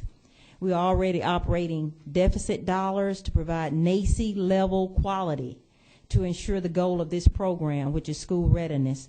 And we pray this committee look at creative ways to raise dollars to fund the program at its current level. I would not want the administrative legacy of undoing the great work of former Governor Miller and Perdue by cutting dollars for Georgia's poorest, youngest, and most vulnerable citizens. God bless you, committee. Good afternoon. My name is Gloria Powell, and I am signed up, but we decided to come together to make it short.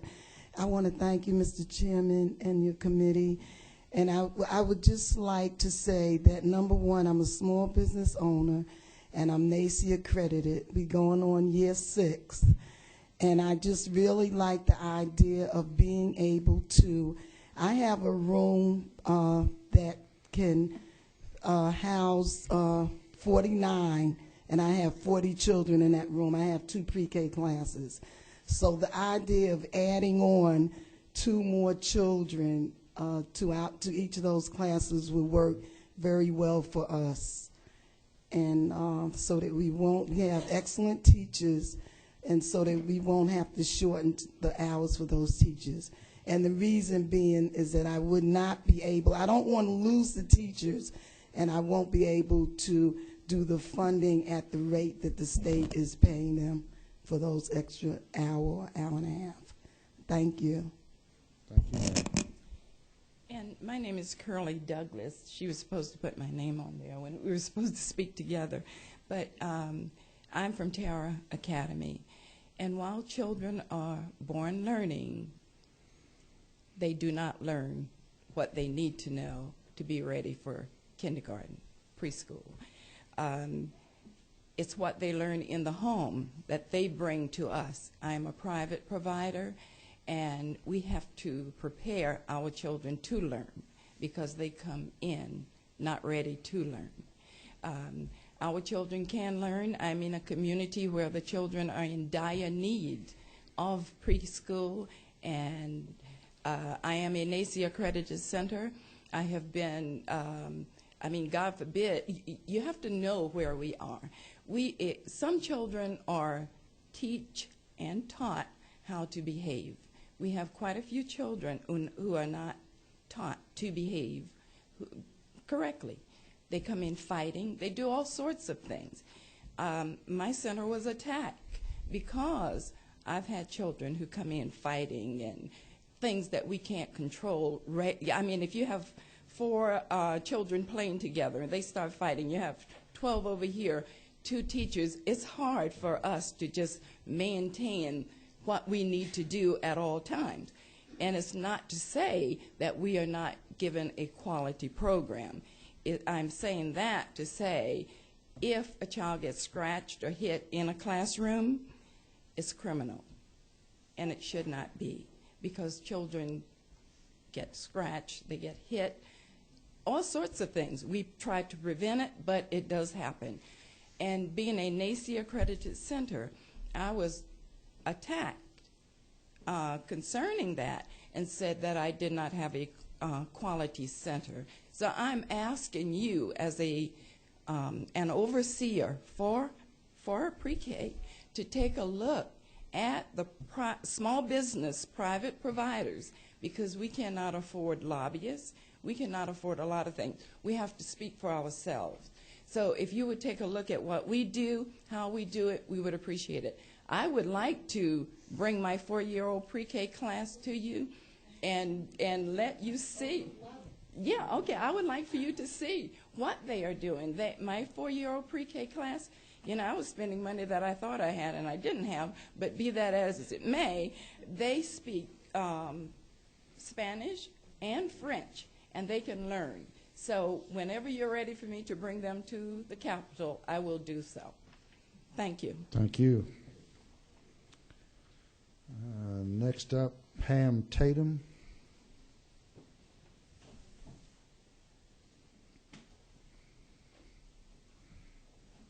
Thank you for the opportunity to speak. My name is Pam Tatum. I'm the CEO of Quality Care for Children. We work to ensure that infants and young children are nurtured and educated, and each year we help about 20,000 parents find and access child care and Georgia Pre-K. One of our concerns about making the Georgia Pre-K program a 4-hour program is that we think it's going to result in many of the children who need Georgia Pre-K most, those at-risk children, not participating in the program at all. We would ask that when you consider changes to pre-K hours, that you keep in mind that most of the parents of pre-K children, their moms and dads, are working, and we want them to work. So currently most working parents with children in pre-K pay for those additional hours that you mentioned earlier. So they pay for the additional hours after the 6.5-hour pre-K day. For the 2.5 to 3 hours of aftercare pre-K, parents currently need to finish out their workday. In Fulton County, they pay an average of $76 a week. In Bibb County, it's $66 a week, and in Ware County, $60 a week.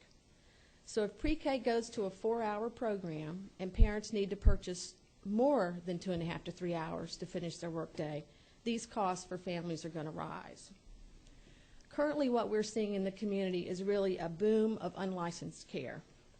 These are people who keep kids for as little as $25 to $50 a week, and by keep, they mean they park them in front of the TV for 8 to 10 hours.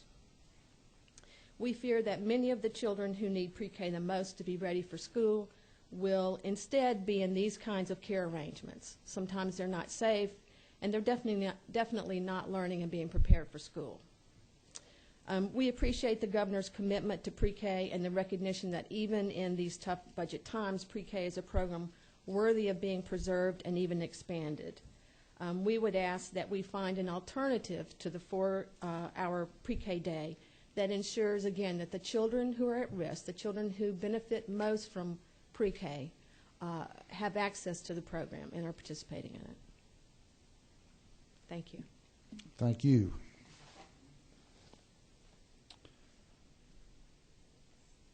Carolyn Salvador. Actually, she and their next speaker, Frank Bennett, had a 11 o'clock appointment, so they cannot reschedule with Aaron Hayes, so they apologize. They're with Aaron Hayes. Well, that's a good place for them to be. They might be accomplishing more for you right now than we are. Okay. Scott Cotter.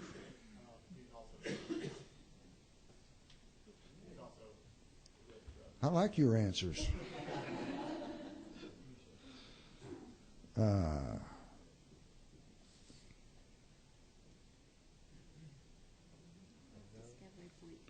Discovery Point. That would be me.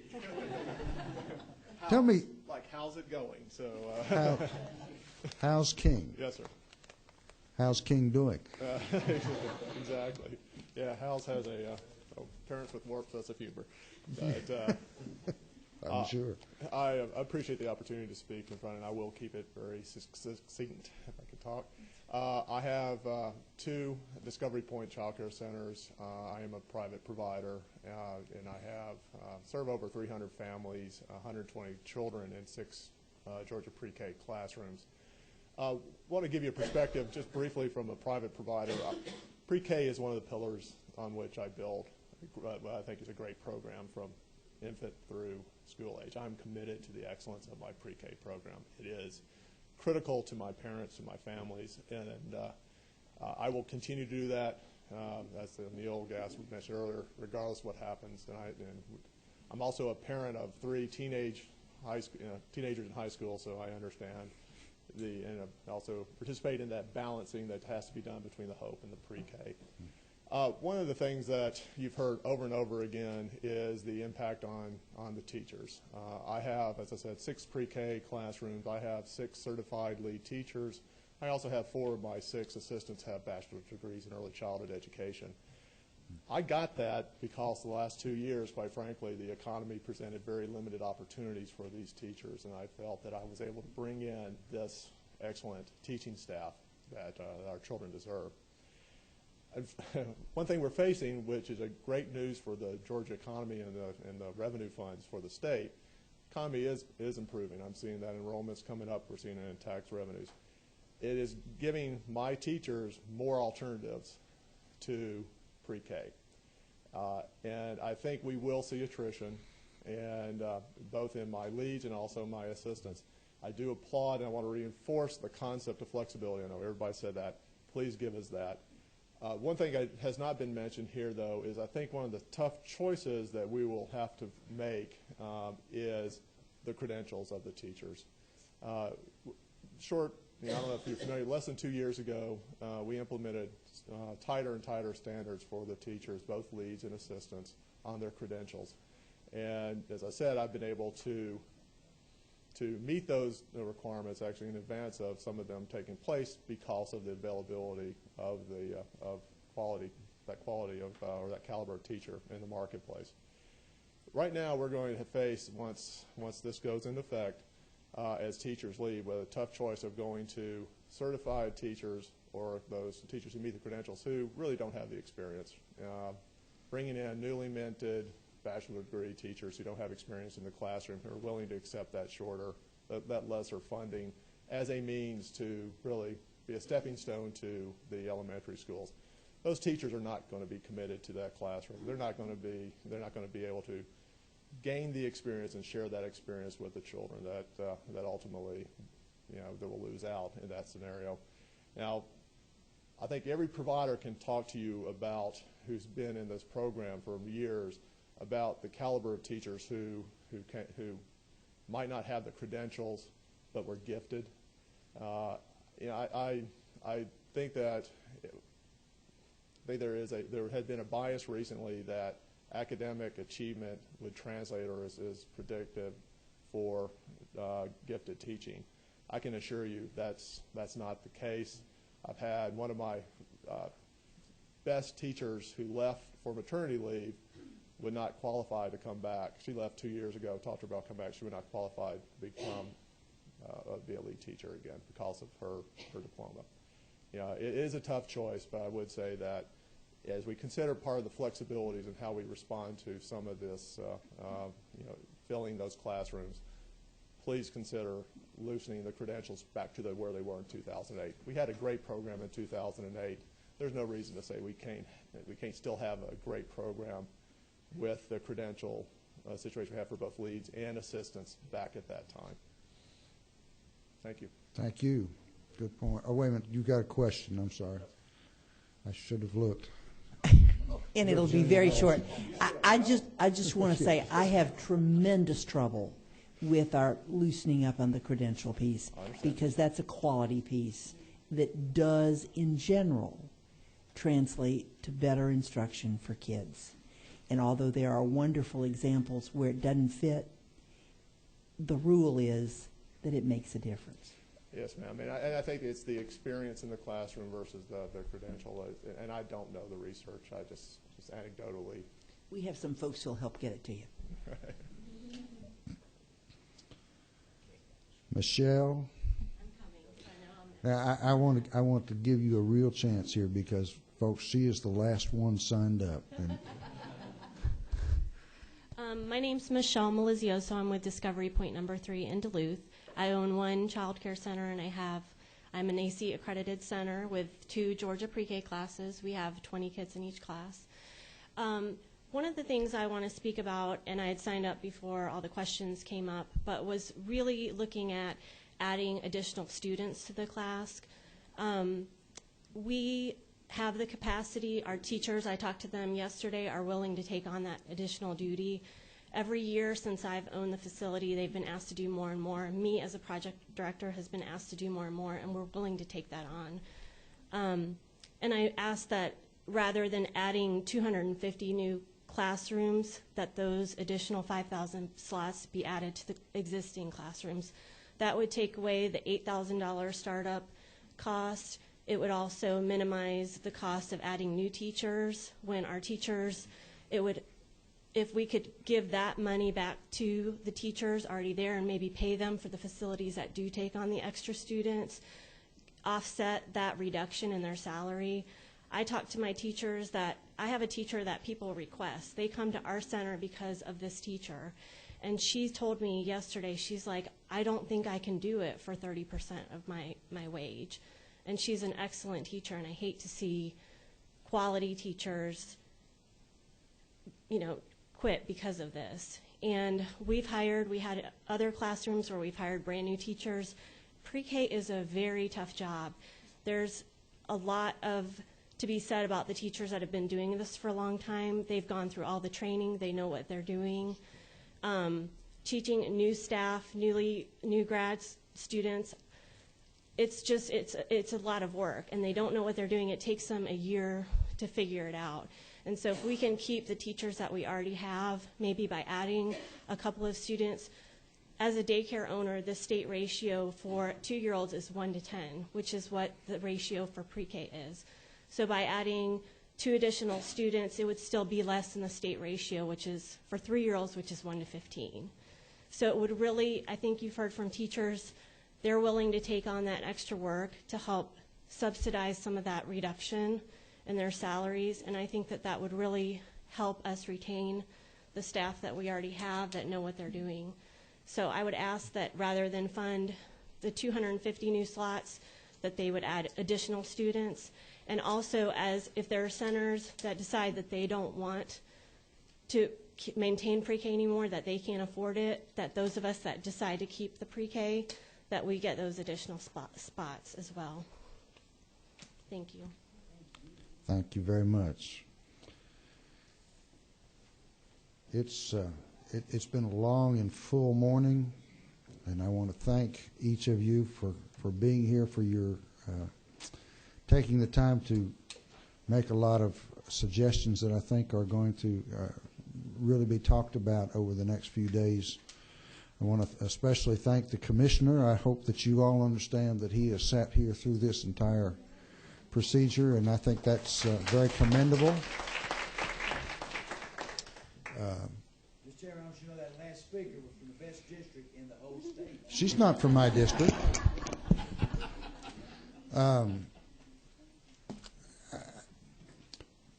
Several of you have mentioned that you don't envy us the decisions that we have to make, and they are going to be difficult. And what I hope you understand is not only are we sitting in here listening to you all, but in right now at least 2 other rooms either in this building or in the Capitol, there are other appropriations committees meeting and a committee sitting there listening to groups tell them that they need more money. Nobody has come to us yet and say, we're overfunded a little bit. Again, we appreciate your input. We will work hard on trying to maximize the funds that you'll have available to have the programs that you want to do. I thank the members of the committee for your coming in on a day that we aren't in session and being here to listen to this. If there's nothing else, we will stand adjourned.